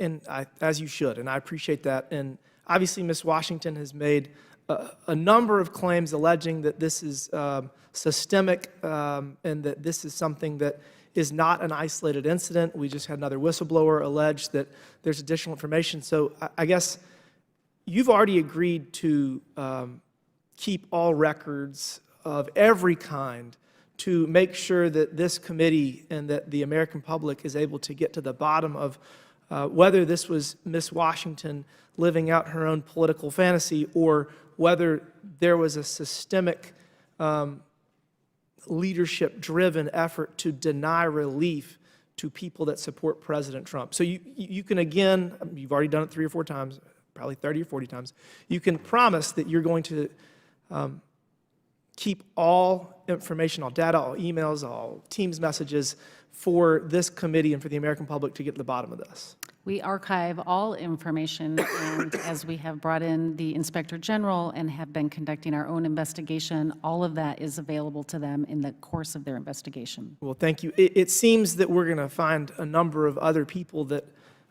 have engaged in similar behavior, and I can promise we will get to the bottom of all of it after January 20th. So, I mean, you know, anybody that has engaged in this behavior at FEMA, I would encourage them to get their resume ready and find new jobs, because a new day is coming. And with that, Mr. Chairman, I yield back. Gentleman yields back. Chair recognizes Ms. Stansberry from New Mexico. Thank you, Mr. Chairman. Thank you, Administrator.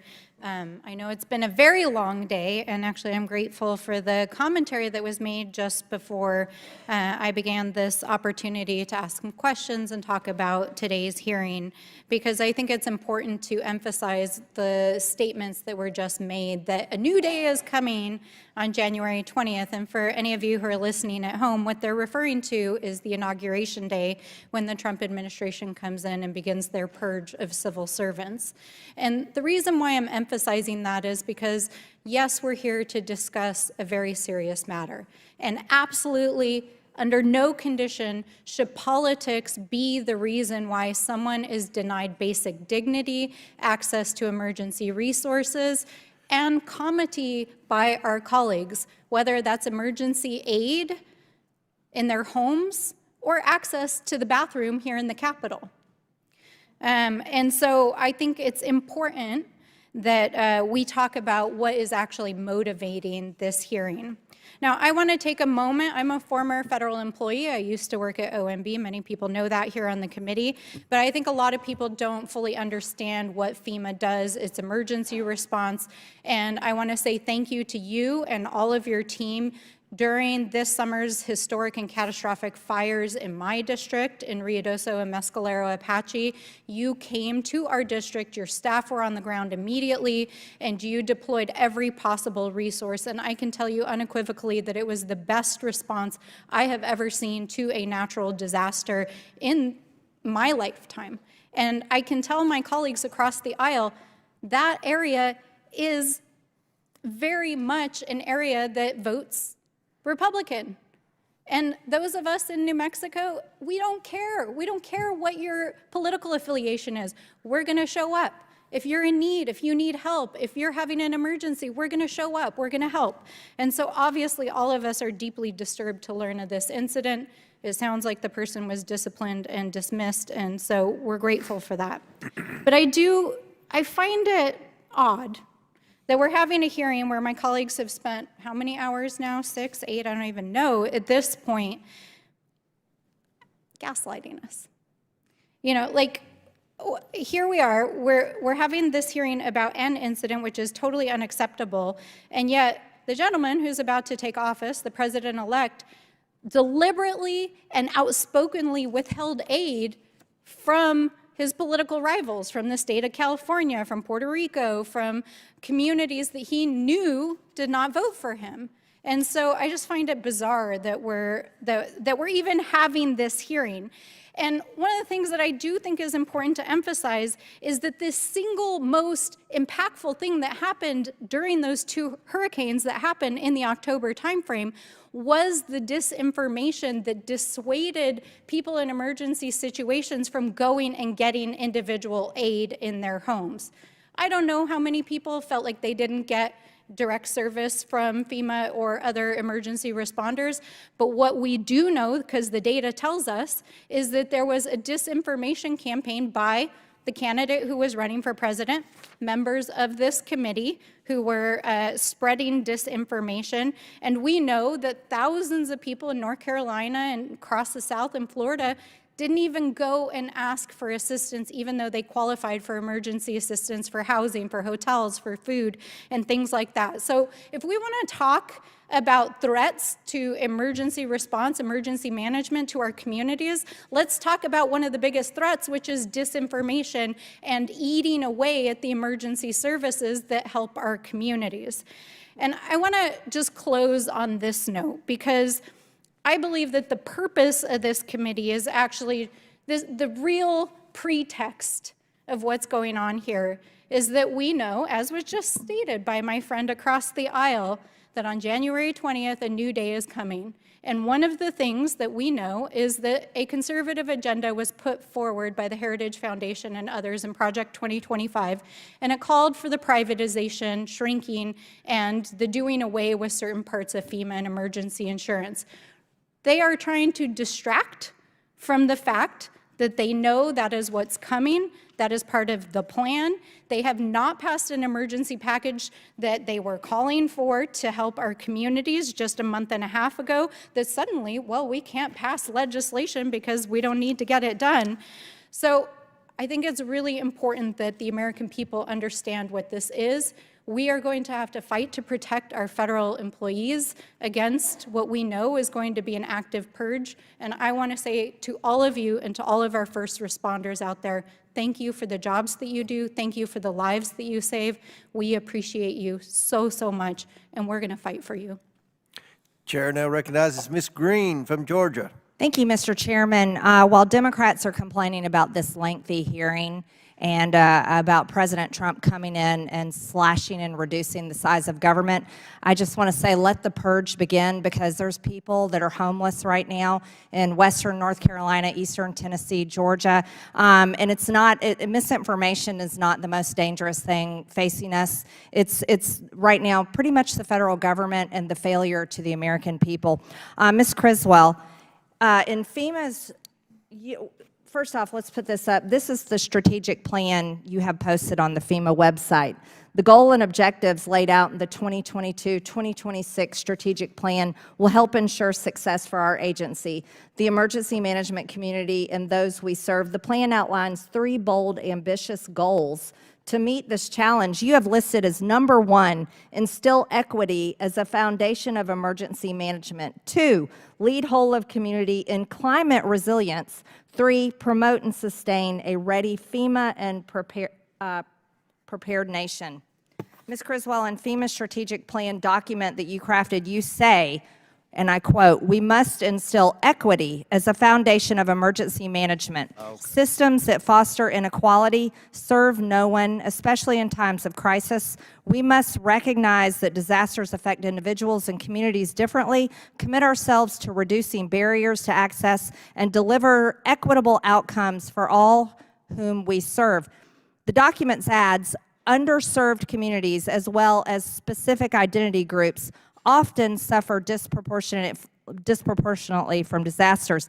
However, thanks to whistleblowers that came out, we found out that Trump supporters were also suffering, apparently worse than others, because their homes were skipped over. And I know you said that you fired the employee that skipped the homes of Trump's, that had Trump signs. But, you know, we don't believe that was a one-time incident. And now we know there's another whistleblower that has come forward and said that this happened in another state. And you see, the reason why Americans don't believe this is a one-time situation is because they're used to being treated as if they're second-class citizens by the Biden administration. Not only has this happened in FEMA, when they were suffering under horrific conditions after this hurricane, it's happened through the Department of Justice, where the Department of Justice has been used against pro-life activists, parents holding their school boards accountable, and people that protested the election on January 6th. This Biden administration, as a matter of fact, you talk about equity, has treated half of this country and our beliefs and how we feel completely unequitable. So on that note, I also want to bring up that you also said, in administering our mitigation programs, we will keep equity considerations top of mind and will include them in the competitive scoring process for programs such as flood mitigation assistance.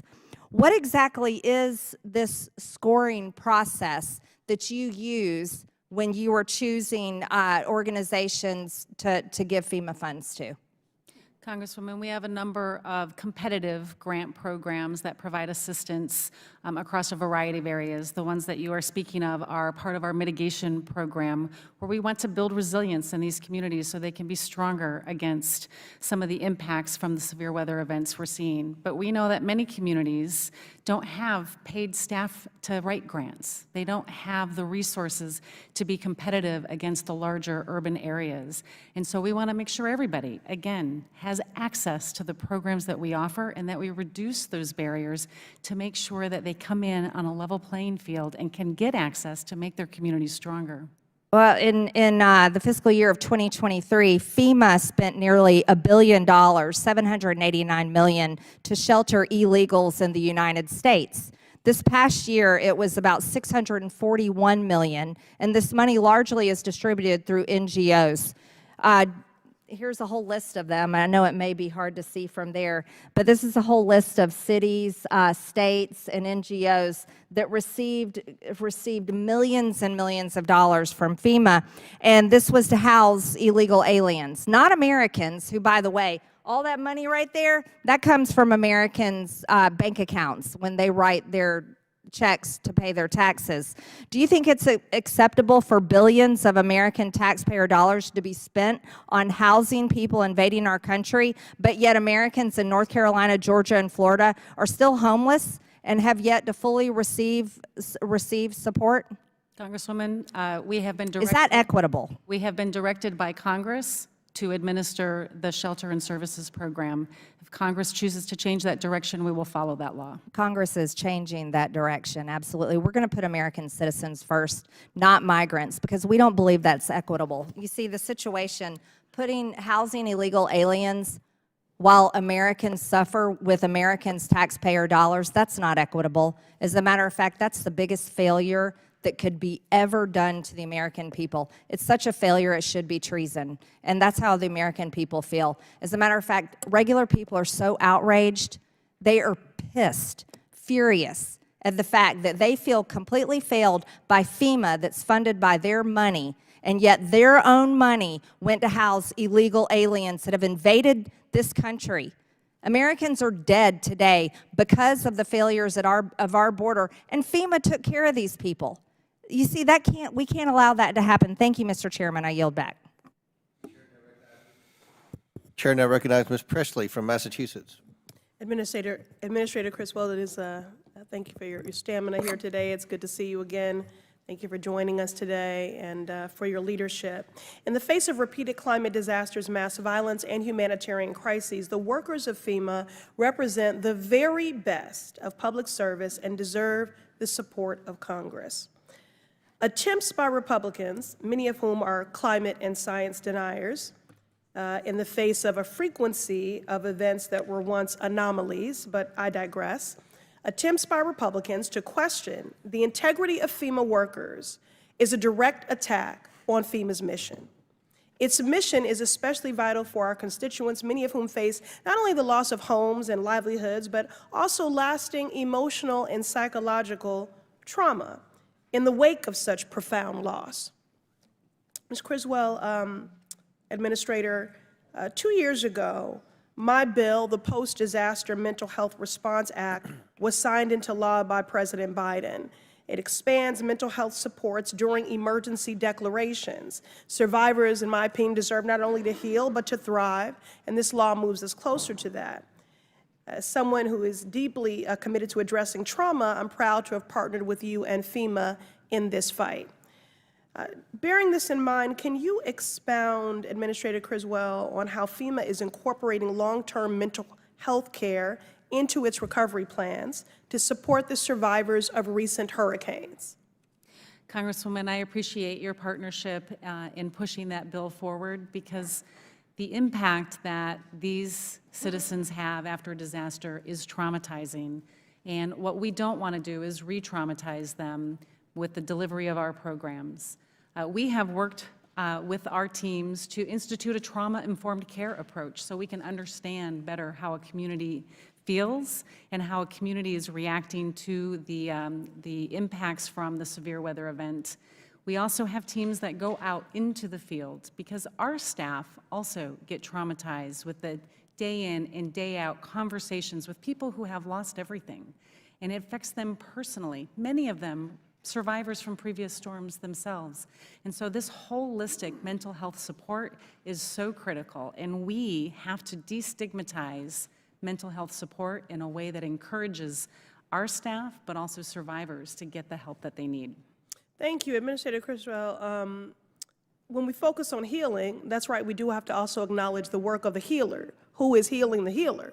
So FEMA workers themselves are exposed to immense stress and trauma during their services. And as Mr. Moskowitz was alluding to earlier, there is high fatigue and burnout and low morale because these are extenuating circumstances with which to be proximate to.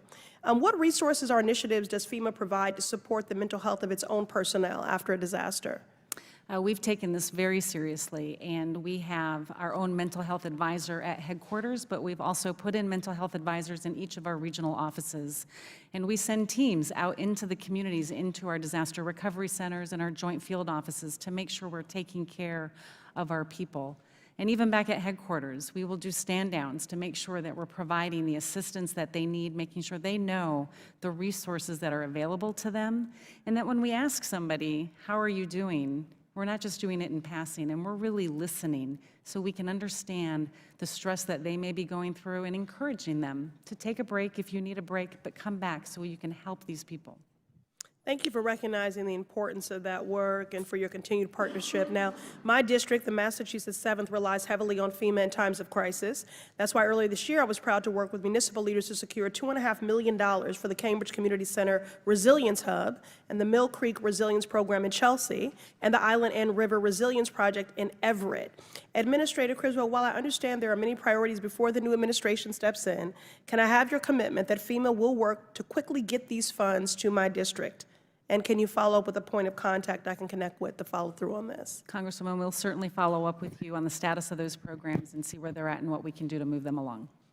Thank you. Like every district represented in this hearing room, the Massachusetts 7th depends on FEMA's ability to do its job. We cannot turn the agency into a political game. Instead, we must ensure FEMA and its workers have the resources, respect, and public confidence they need to continue their work. Our constituents deserve nothing less. Thank you. I yield back. Chair now recognizes Ms. McLean. Before I recognize Ms. McLean, we want to publicly congratulate Ms. McLean for being elected the Majority Caucus Conference Chair. That's a big deal, a big high-ranking leader. We have an all-star cast of members in both parties, especially on our side of the aisle, so congratulations, Chairwoman. Oh, thank you. Thank you. Thank you. And we recognize you for 5 minutes. Thank you. I appreciate it. Thank you so much. There's been a pattern of discrimination, and I think from what I've listened to, you want to clean it up today, right? You don't approve of what happened. Neither side approves of what's happened. I mean, we've seen the weaponization of the Justice Department against President Trump, the Department of Education, investigate religious affiliated universities, the DOJ and FBI targeted parents at school board meetings, blah, blah, blah. It goes on and on and on, right? And I think we all want to clean it up, right? Would you agree with that? Discrimination should never be tolerated. 100%. Appreciate that. Now there's a confirmed discrimination against conservatives at FEMA, right? So I just want to put up this timeline to make sure I have everything correct, right? October 22nd, verbal guidance was given by Ms. Washington to skip over, for lack of better words, Trump homes. Anybody that has a Trump sign. October 24th, the whistleblower comes forward. October 27th, the team's message that we've seen was sent out. 28th of October, the complaint received by FEMA's legal staff. And October 8th, God bless you, this story became public. And then on November 9th, you became aware of it and terminated her position, correct? I think we're missing one step in there, Congresswoman. I was made aware of it on November 7th. November 7th. Is that, I can't see down below the Yeah, October it's not up here. November 7th. And the story became public on the 8th, and then on the 9th, right? I'm sure you had. I to do was made your- aware of it on Yep. November 7th. I directed my team to get me additional information. They presented that to me on November 9th, which is when I directed the termination of the employee. Thank you. Did Ms. Washington receive a severance package? I would have to check. I don't know. When could you get back to us? get So, back so you have no idea? I do not know what the terms of her termination were. Who would? I would have to check with my mission support team. Your mission support team, okay? So who gave Ms. Washington the authority to give the verbal guidance? I do not know what motivated Ms. Washington to give that guidance. The direction that she gave was unacceptable and did not align with the way we conduct our business to help the American people. What was her title? Crew lead. Crew lead. And how many crew leads did you have? We had several crew leads. I'd have to get back to you with a specific number, but it's one of the lowest levels of supervision we have. So Ms. Washington had a supervisor? Correct. And maybe even a supervisor above that supervisor? Correct. Right? There may be layers upon layers. Okay. Why do you think she felt empowered to give that guidance? I can't speak to what motivated her to give that guidance. What I can say is I was made aware of this on November 7th. It was not acceptable behavior. When I was given the written evidence of her direction on November 9th, we directed her termination. Who is her supervisor? I don't know specifically who her supervisor is. I know that there's this individual, Chad, that has in her supervisory chain, but I don't know if that was her specific supervisor. Have you done an investigation on this since November 9th? We are currently doing an Currently investigation. doing it. It started on October 28th. So as of when it was October referred to the Office of 28th, Special we've Counsel. done a bunch of investigations, but we have no idea who her supervisor is. No, I said I personally do not know who her specific supervisor is. I have an agency of over 22,000 employees. I don't know the And you have supervisors of supervisors everyone. underneath you. Do you know if anything happened to her supervisor? This is currently under investigation. The only written evidence we had is from Ms. Washington. So we terminated Ms. Washington 3 weeks after you were made aware of it. Thank God that you were made aware of it, or this could pattern have continuously gone on, because we have layers upon layers, right? You have 22,000 people. I'm sure you have a lot of middle management, right? So you have a crew lead, you might have, I don't know what your hierarchical structure is, but you have layers of management before it gets to you, correct? We follow a very That's a pretty simple question. Do you have layers of management before it gets to you? a very, That's a great answer. accepted chain of command practice. Wonderful. So I'll use your word. You have a chain of command before it gets to you. But you have no clue about what's happened to that chain of command and why somebody would let that happen under their watch. Do you think that's worthy of investigating? I absolutely think it's Wonderful. So of when can I investigating, which expect a is why report I on have what has directed happened the to those IG people? to investigate this. When can we expect that report? And what consequences would you expect for a supervisor who knew this was going on? Would you expect them to be terminated as well? We have an ongoing investigation, and if we find any evidence that shows that there are additional violations of the way we conduct our business, we will certainly take appropriate action. And would appropriate action be terminated? To include Termination? termination. Wonderful. And when can we expect this report? Again, we've asked the IG to do this report, and I can connect with them. Thank you. Gentlelady yields back. Chair now recognizes Mr. Goldman from New York. Thank you, Mr. Chairman. I just want to make sure I understand what 4 hours and 20 minutes of fuss is about. Ms. Washington was a crew lead charged with helping to provide assistance to individuals in the following the hurricane. Is that right? Correct. Okay. You said that FEMA has 22,000 employees? More than. More than 22,000. Okay. And as I understand it, as soon as you saw verified written evidence that Ms. Washington used partisanship in executing her job, you immediately terminated her. Correct. And you're now doing an investigation to determine whether anyone else was involved in this. Correct. Seems like that's the right thing to do. You have a bad apple out of 22,000, and you identified it and you fired it. I don't understand what the massive fuss here is. It's obviously, as you say, unacceptable conduct, and you acted immediately. So this, I've not been in here all day, but I've heard the same questions 5 times myself. I'm sure you've heard them many more times. But it does beg the question about what happens to FEMA if partisanship bleeds into its mission. And I want to bring up 2 examples from the last administration. Hurricane Maria, you may recall, in September of 2017, hit Puerto Rico, resulting in nearly 3,000 deaths. Donald Trump was president then, and he blocked the full release of the emergency assistance appropriated by Congress in 2018 and permitted only a small percentage of the money to go to the island. He insisted that Puerto Rico was not in need of that assistance and alleged that the death tolls had been politically inflated, quote, to make me look as bad as possible. In November of 2018, California suffered the most destructive and deadliest wildfire in the state's history.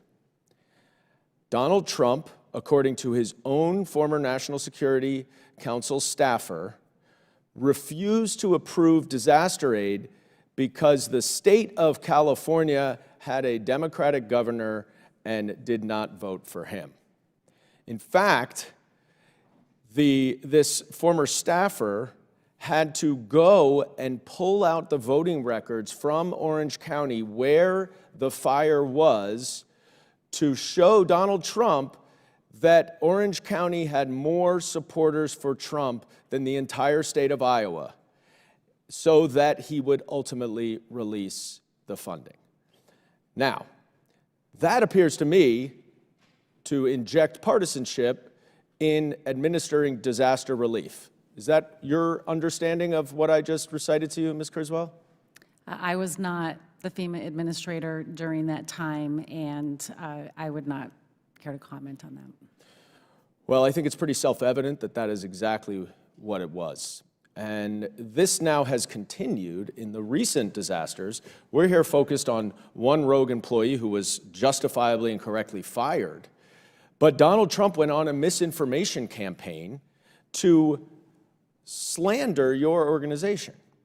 He at one point said that President Biden was sleeping and he was not responding to Georgia Governor Brian Kemp.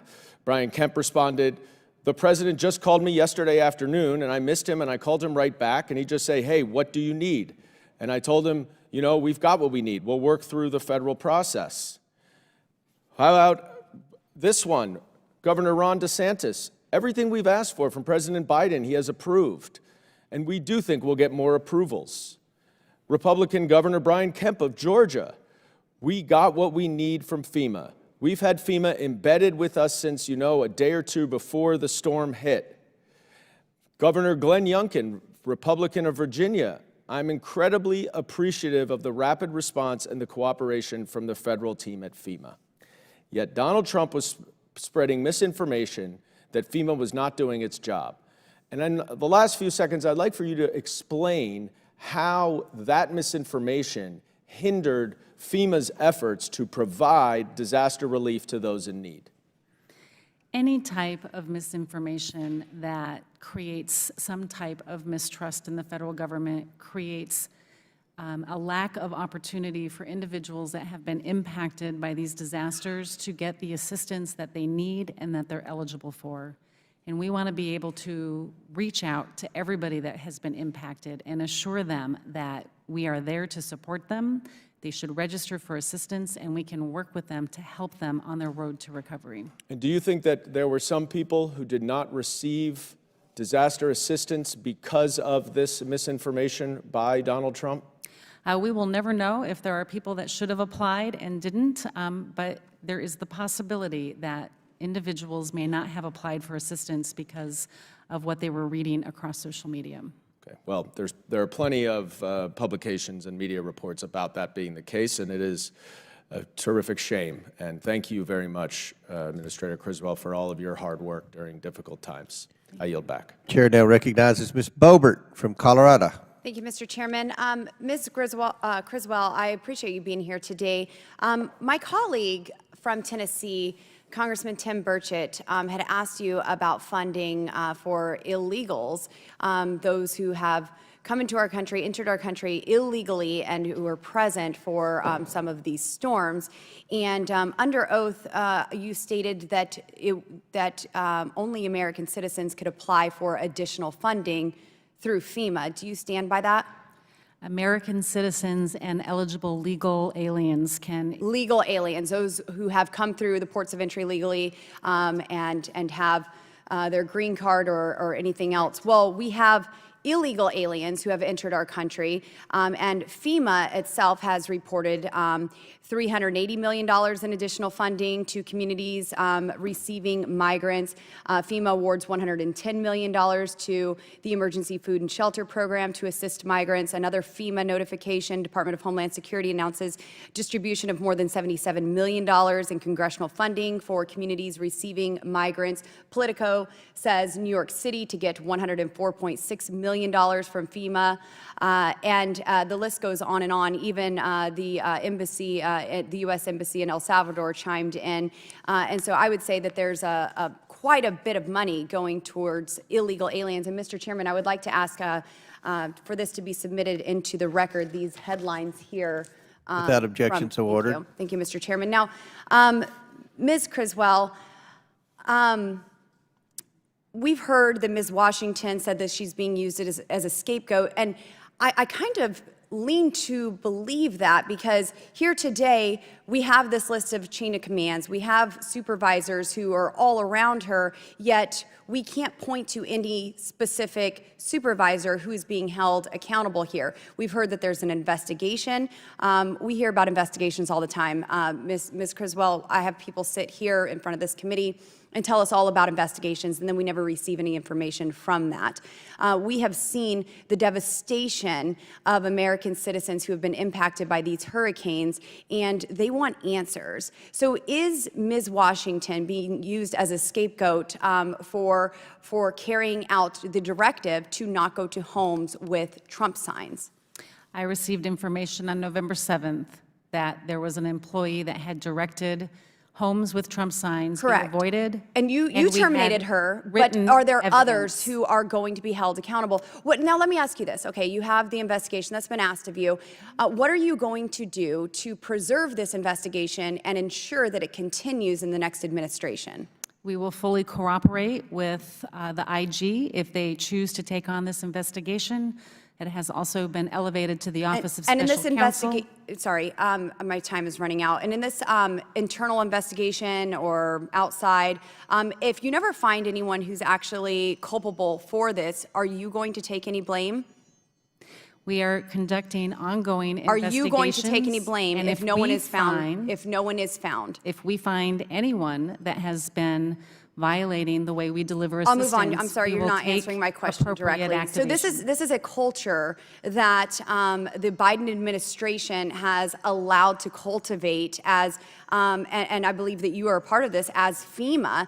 And I would hope that you would take responsibility for allowing your employees to discriminate those who they help based on politics, rather than just dismissing it on an investigation. Now, are there barriers within FEMA between public and private partnerships or relationships, or is FEMA only focused on blocking resources from Trump supporters? Can private citizens help in an emergency? The actions of one individual are not representative of the way FEMA delivers its programs. Can FEMA work with private citizens in an emergency to get resources to American citizens? I think you would have to give me some specific examples of what you mean. Okay, so we have Elon Musk. He said, quote, "My blood is boiling." Mr. Chairman, I would like to submit for the record this article that was printed in regards to Elon Musk is being furious over FEMA blocking SpaceX engineers from Without objection, so ordered. So when Elon Musk is furious that he can't get Starlink delivered to folks, when I have Congressman Corey Mills who has to deploy a mission team to bring 26 systems of Starlink to those who are suffering, when the missing persons list is 1,500 people before Starlink is brought to them by a sitting member of Congress, not by FEMA, and that number goes down to 600 once communication is able to begin, when a member of Congress has to bring 23,000 pounds of supplies, when Elon Musk is saying we want to get internet, we want to get connectivity and communication to citizens, we want to bring supplies, and yet FEMA is blocking supplies. FEMA is seizing supplies. When I have a senior high school student from Rifle, Colorado, Cody Wyatt, who is driving across country to get supplies because FEMA hasn't been seen in 11 days in North Carolina or in Pensacola, Florida,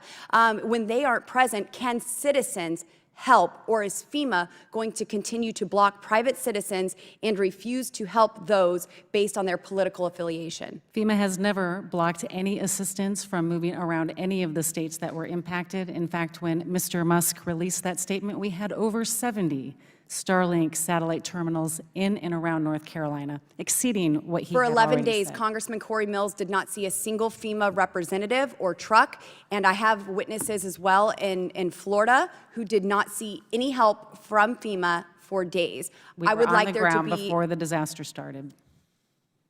We'll see You in your can read in my investigation. testimony. We'll I see have- in your investigation I have if it's ever details released. in my testimony, my written testimony, that shows our exact response. You can read the details there. Before I recognize Mr. Burleson, ranking member has a unanimous consent request. Thank you, Mr. Chairman. 3 articles here from Reuters, an article dated October 23, fact check FEMA disaster funds not diverted to migrants by Biden administration. Washington Post, October 4, 2024. No, Biden did not take FEMA relief money to use on migrants, but Donald Trump did. And from Axios, an article dated August 27, 2019, entitled, Trump reallocates $155 million from FEMA disaster relief to fund ICE. And then finally, one other one, which is a FEMA press release from October 1, 2024, entitled, DHS announces $210 million of additional funds to protect faith-based institutions and nonprofits against targeted attacks. Thanks so much. Without objection to order, Chair recognizes Mr. Burleson from Missouri. Thank you, Chairman Comer and Ms. Criswell. Thank you for being here with us today. You know, the underlying facts behind why we're here has got me thinking about, how do we end up at this point? And I think it didn't happen overnight. This is not just one anecdotal story. This is a part of a long list of grievances that the American people have experienced. The whole thing is just very, very familiar. The names change, the agencies change, the bureaucrats change, but the people on the receiving end of it are still the same. You see, the bigger the government, the smaller the individual. And it's these individuals who feel like, and they don't feel like it, they've been told that they're garbage. And they're treated like garbage. And when the President of the United States uses words like, like has been used, deplorables, garbage, Nazis, then one can expect your agencies to treat people in the way in which you're talking about them. As you know, we have a FEMA supervisor that expressly directed volunteers to go door to door offering assistance to bypass the homes of homes that had Trump campaign signs. These are American citizens. These are taxpayers. These are our countrymen and women who just lost everything, all their possessions, and they're being treated like garbage. And look, I know that you have said, and I think you've done well today, that political discrimination is not tolerated within the agency. But it looks to me, and I think it's clear to a lot of Americans that they feel the same way after the election earlier this month, and I think that's why the election results ended up the way they did, because it's the sentiment of the American people. The guy who went through, because they feel like they can relate to the guy who went through all of what was clearly a weaponized prosecution for whether it's the Department of Justice. The American citizens see that while he's being attacked by the Department of Justice, they've been attacked. We had concerned parents at school board meetings labeled as terrorists. We had Catholics labeled as terrorists.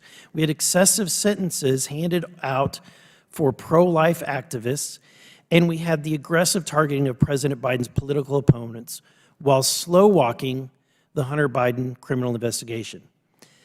And this is not new, because during the Obama years, we had the IRS was used to target conservative groups. Remember? I mean, we had Lois Lerner and that agency stopping the attempts for groups that had the word Tea Party or Patriot from being able to get tax-exempt status. Or how about during COVID, when the Biden administration pressured social media platforms to censor, quote, disinformation about COVID-19, including alternative treatment options, or their concerns were forced vaccinations, or if somebody had the idea that it leaked from a U.S. government-funded coronavirus lab in Wuhan rather than some animal in a wet market. The American people, who have been called garbage, we saw a federal government do more to stop the distribution of ivermectin and hydroxychloroquine than it did fentanyl. We saw all of these and more. We saw rent-a-riot campaigns like BLM and Antifa not being prosecuted for all of their fires and destruction, but yet when conservatives have a protest, it's called an insurrection. And grandmas and grandpas who supported Trump are still being thrown in jail. We saw financial institutions work with law enforcement to mark Americans as domestic terror threats for buying religious texts or firearms or supporting Donald Trump. There are so many other examples. Trump himself has been attacked by the Department of Justice, Jack Smith, Fani Willis, all this lawfare. We have the FBI censoring information about the Hunter Biden laptop. We have the Democratic Party laundering fraudulent Oppo research like the bogus Steele dossier to journalists and the intelligence agencies, all back them up, siding with a particular political party. The whole thing was so absurd and stupid, but again, this culture of political bias against conservatives and Trump is how this is cultivated. The American people want and they deserve their government to be nonpartisan. They want their government to be fair. They want justice to be blind. And they're frustrated when they see their government weaponized against them because they dare to support the guy who said, let's drain the swamp. And so this didn't happen overnight. It came from a long litany of events where some Americans were treated like garbage. And I can't wait for DOGE, the Department of Government Efficiency, to get in under the next administration and start making this government work more efficiently. Because this town does need a purge. This town needs an enema. And honestly, I can't wait. Thank you, Mr. Chairman. Gentleman yields back. Chair recognizes Mr. Higgins from Louisiana. Well, that was difficult testimony to follow. That's a tough act. Ms. Criswell, I thank you for being before us today. Mr. Chairman, I have to say to my colleagues on both sides of the aisle, I've had extensive communications and interactions with Ms. Criswell's team, and she has personally responded to many of my inquiries, official inquiries. We've worked through hundreds and hundreds of very complicated claims after Hurricanes Laura and Delta that hit the heart of my district in the middle of COVID. It was the worst thing you could possibly imagine. Very powerful hurricanes, a Category 5 and a Category 4, back-to-back, 1 month apart in the summer of 2020. It was incredibly difficult to respond to. And so I'm just going to say that through the course of the years, I've found that Ms. Criswell's team has been about as responsive as you could find any large bureaucracy anywhere in the world.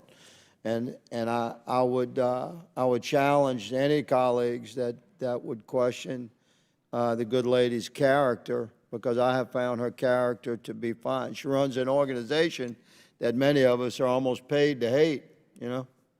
But it's 22,000 employees, which sometimes things can get out of hand. But I have to say, madam, that your response to my office through the years has been as excellent as it can be under difficult circumstances. Ma'am, when FEMA interacts with a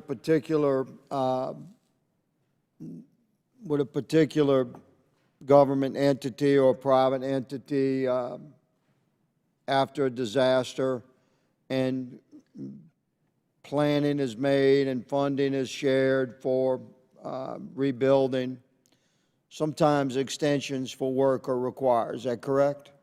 Correct. If the schedule for reconstruction is interrupted by supply chains and workforce restrictions, things like that, the entity that's in partnership with FEMA to restore their services, they have the opportunity to ask for an extension, correct? Yes.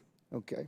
I have a letter, Mr. Chairman, request unanimous consent to submit from Lake Charles Harbor and Terminal District regarding just such an extension for a request for extension for permanent work to be performed. I'd ask that your office take it into full consideration, ma'am. Absolutely, Senator. Thank you, ma'am. I'll deliver that to you. This deal it was outrageous, these reports that we had of a FEMA employee bypassing Trump supporters. I found it to be outrageous. How did this strike you, ma'am?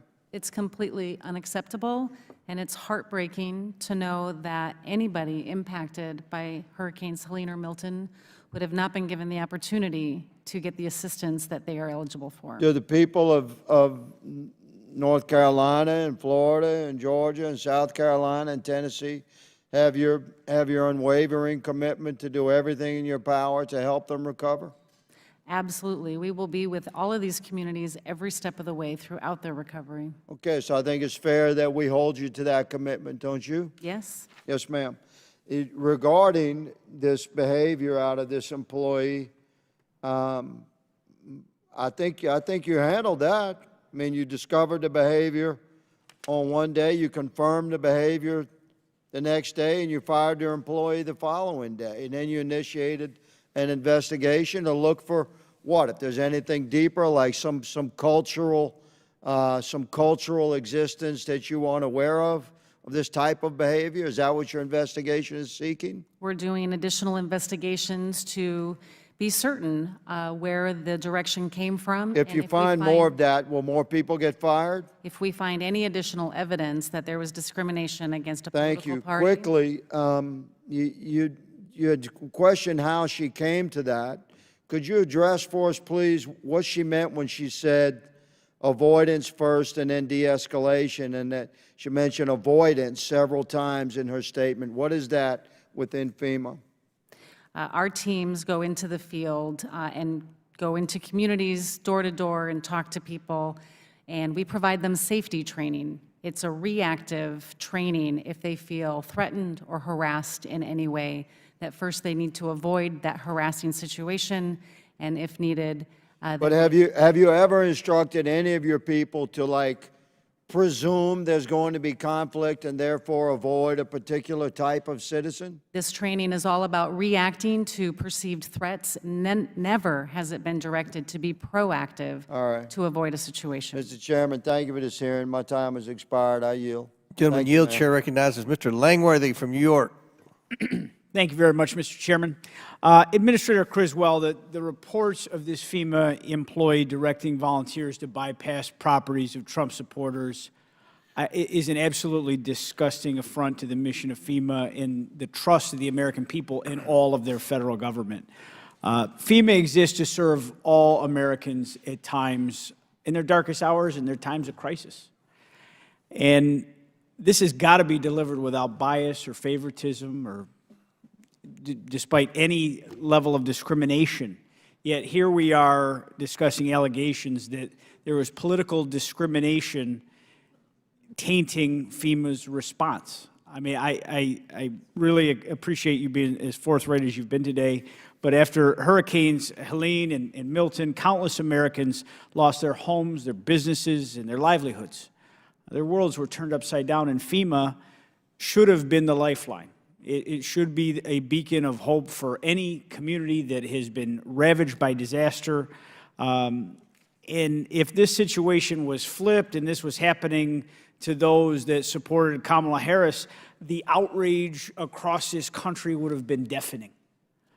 You know, the media would have been going crazy. Yet, we didn't have that same level of outrage.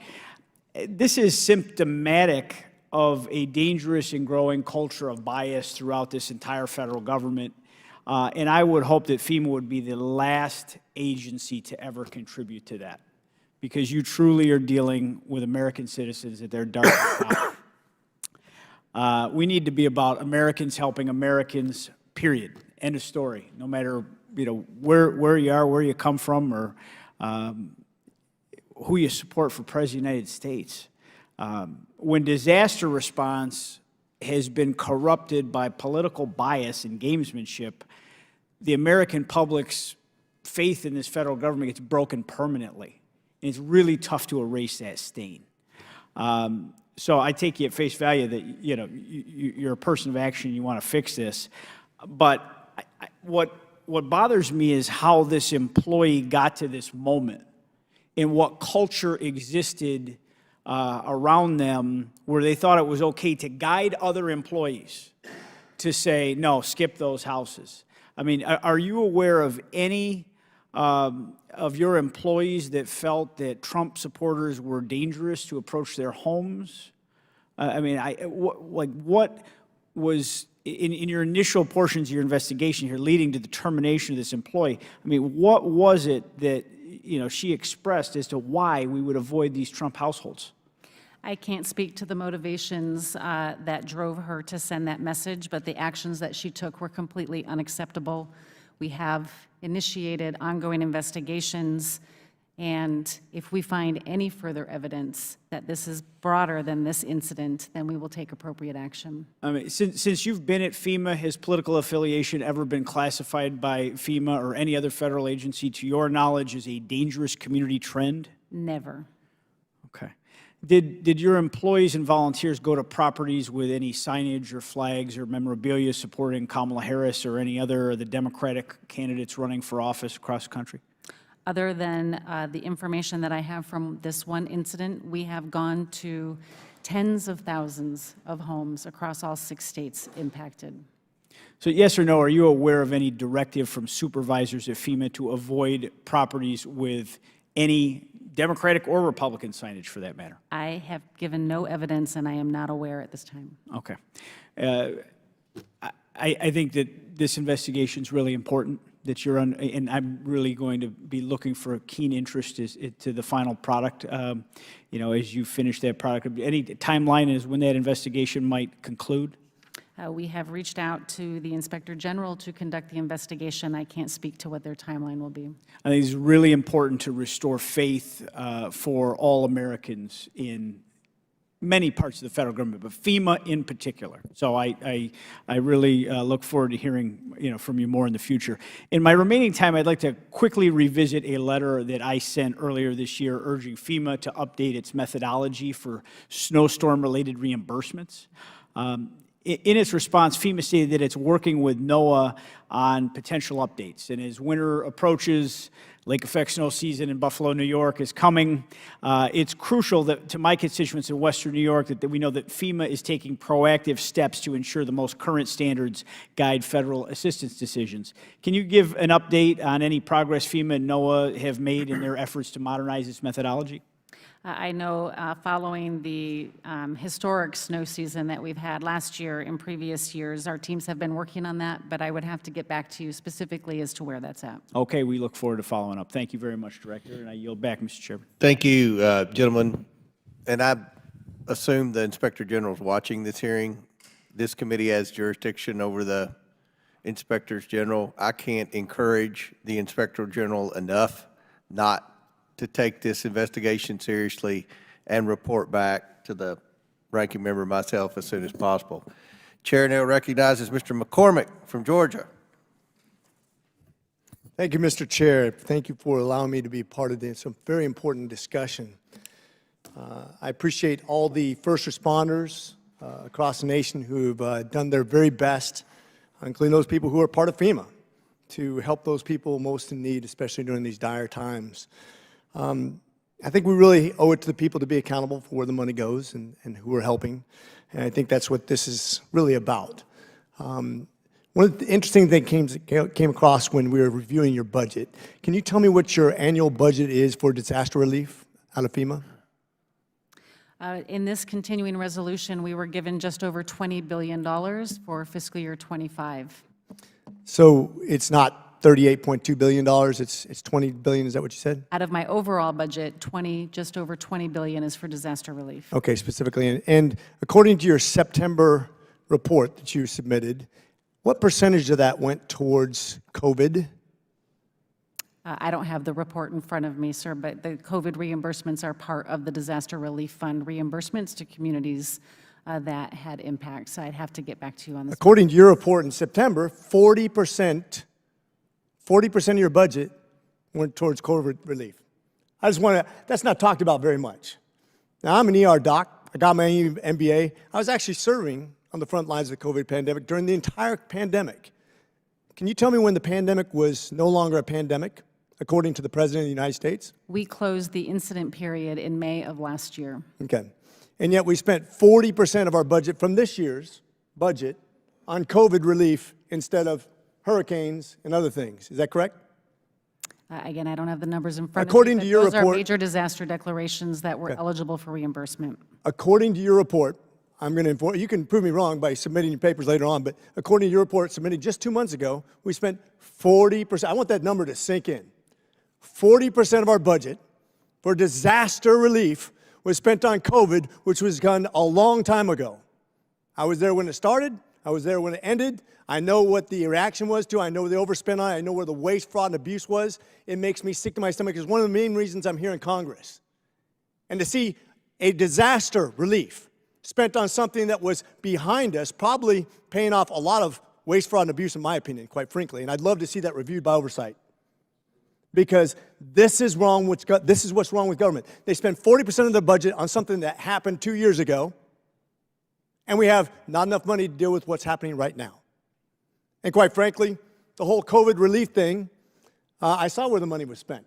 I saw how haphazardly it was spent. And I saw who it benefited and who it didn't. And I know a lot of millionaires and billionaires that benefited greatly off that money that was spent from the United States government, taxpayers. And that's what I'm very upset about. And that's why I'm here today as part of the COVID committee, as a doctor who watched this stuff happen firsthand. And now to see a budget that I think is very dishonest. I think you guys should be, I know what happened with somebody who skipped over a Trump house. I get that, and I think it's environmental as far as the way that the prevailing attitude was.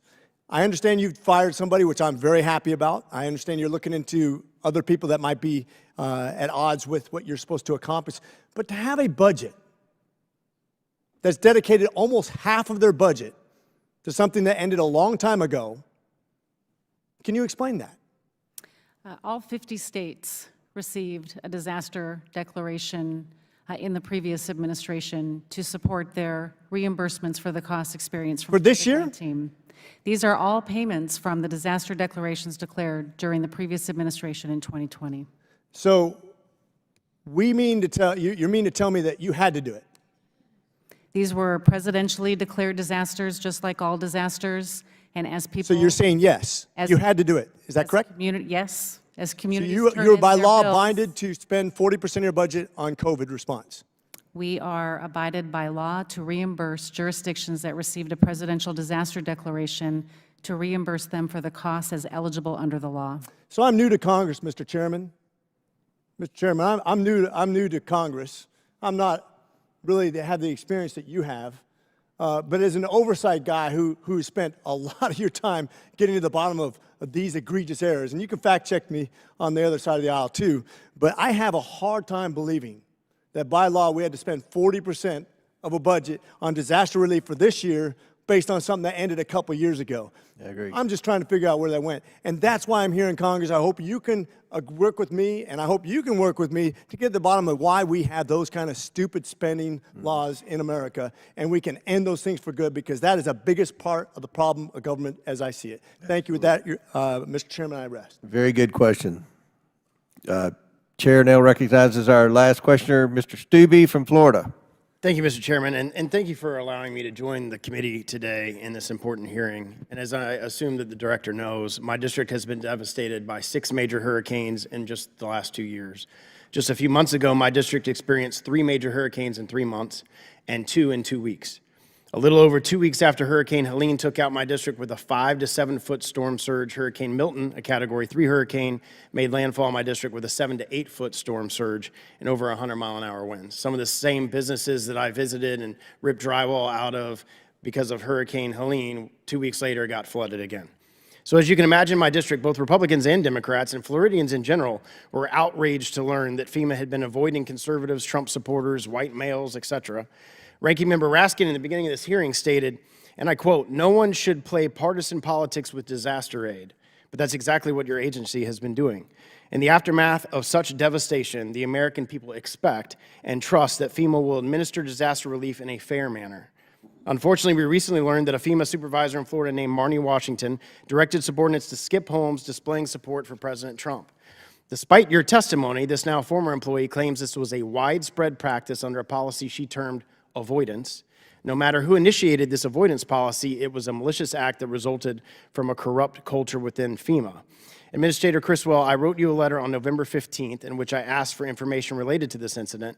Mr. Chairman, I ask unanimous consent to enter the letter into the record. Without objection, so ordered. Although I asked for my answers by November 25th, perhaps you have enough information to at least answer one of my questions, and I've heard some of your answers are related to this. So I've heard, well, let me just ask it as I asked it in the letter. Is it agency policy for FEMA canvassers to practice avoidance in certain circumstances? We provide safety training to our staff as they are going out into communities door to door, and part of that safety training includes how to avoid or de-escalate potentially harassing situations in reaction. None of that is directed at being proactive to avoid certain situations that they may perceive without an actual threat. But it's subjective, right? It's subjective on the person canvassing. So if that person is a Democrat, which you're in a Democratic administration, you're a Democratic appointee, you're probably hiring mostly Democrats over Republicans, you have a Democratic administration. If it's a Democrat who already believes that a Trump supporter, that a Caucasian person is not what they would not feel comfortable talking to that person, because it's subjective in nature, they would skip that house to avoid that. They could do that. No, that would be an unfair Well, characterization. that's not what other people have been saying that has been reported. When did this policy go into place? Did you start this policy? We provide, this policy has been in place since we've had these teams going into the field as they encounter people all the time, and it is designed to be reactive. When was this specific avoidance policy put in place? I would have to get back to you, sir. Okay. In media appearances, Ms. Washington alleges that she was instructed by a FEMA supervisor named Chad Hershey to practice avoidance. As part of your investigation, have you interviewed Mr. Hershey? I personally have not interviewed Mr. Hershey, but there are ongoing investigations. Well, I would ask the IG to interview him. There were 13 people on the text chain with Ms. Washington. Have they given sworn statements in the course of your department's investigation? I would have to check with the Office of Professional Responsibility as to who they have gotten statements from. Can you provide the names on that text message list, the 13 people that works for FEMA, to this committee to further this investigation and oversight over your... We will work with this committee to provide information as appropriate as part of this investigation.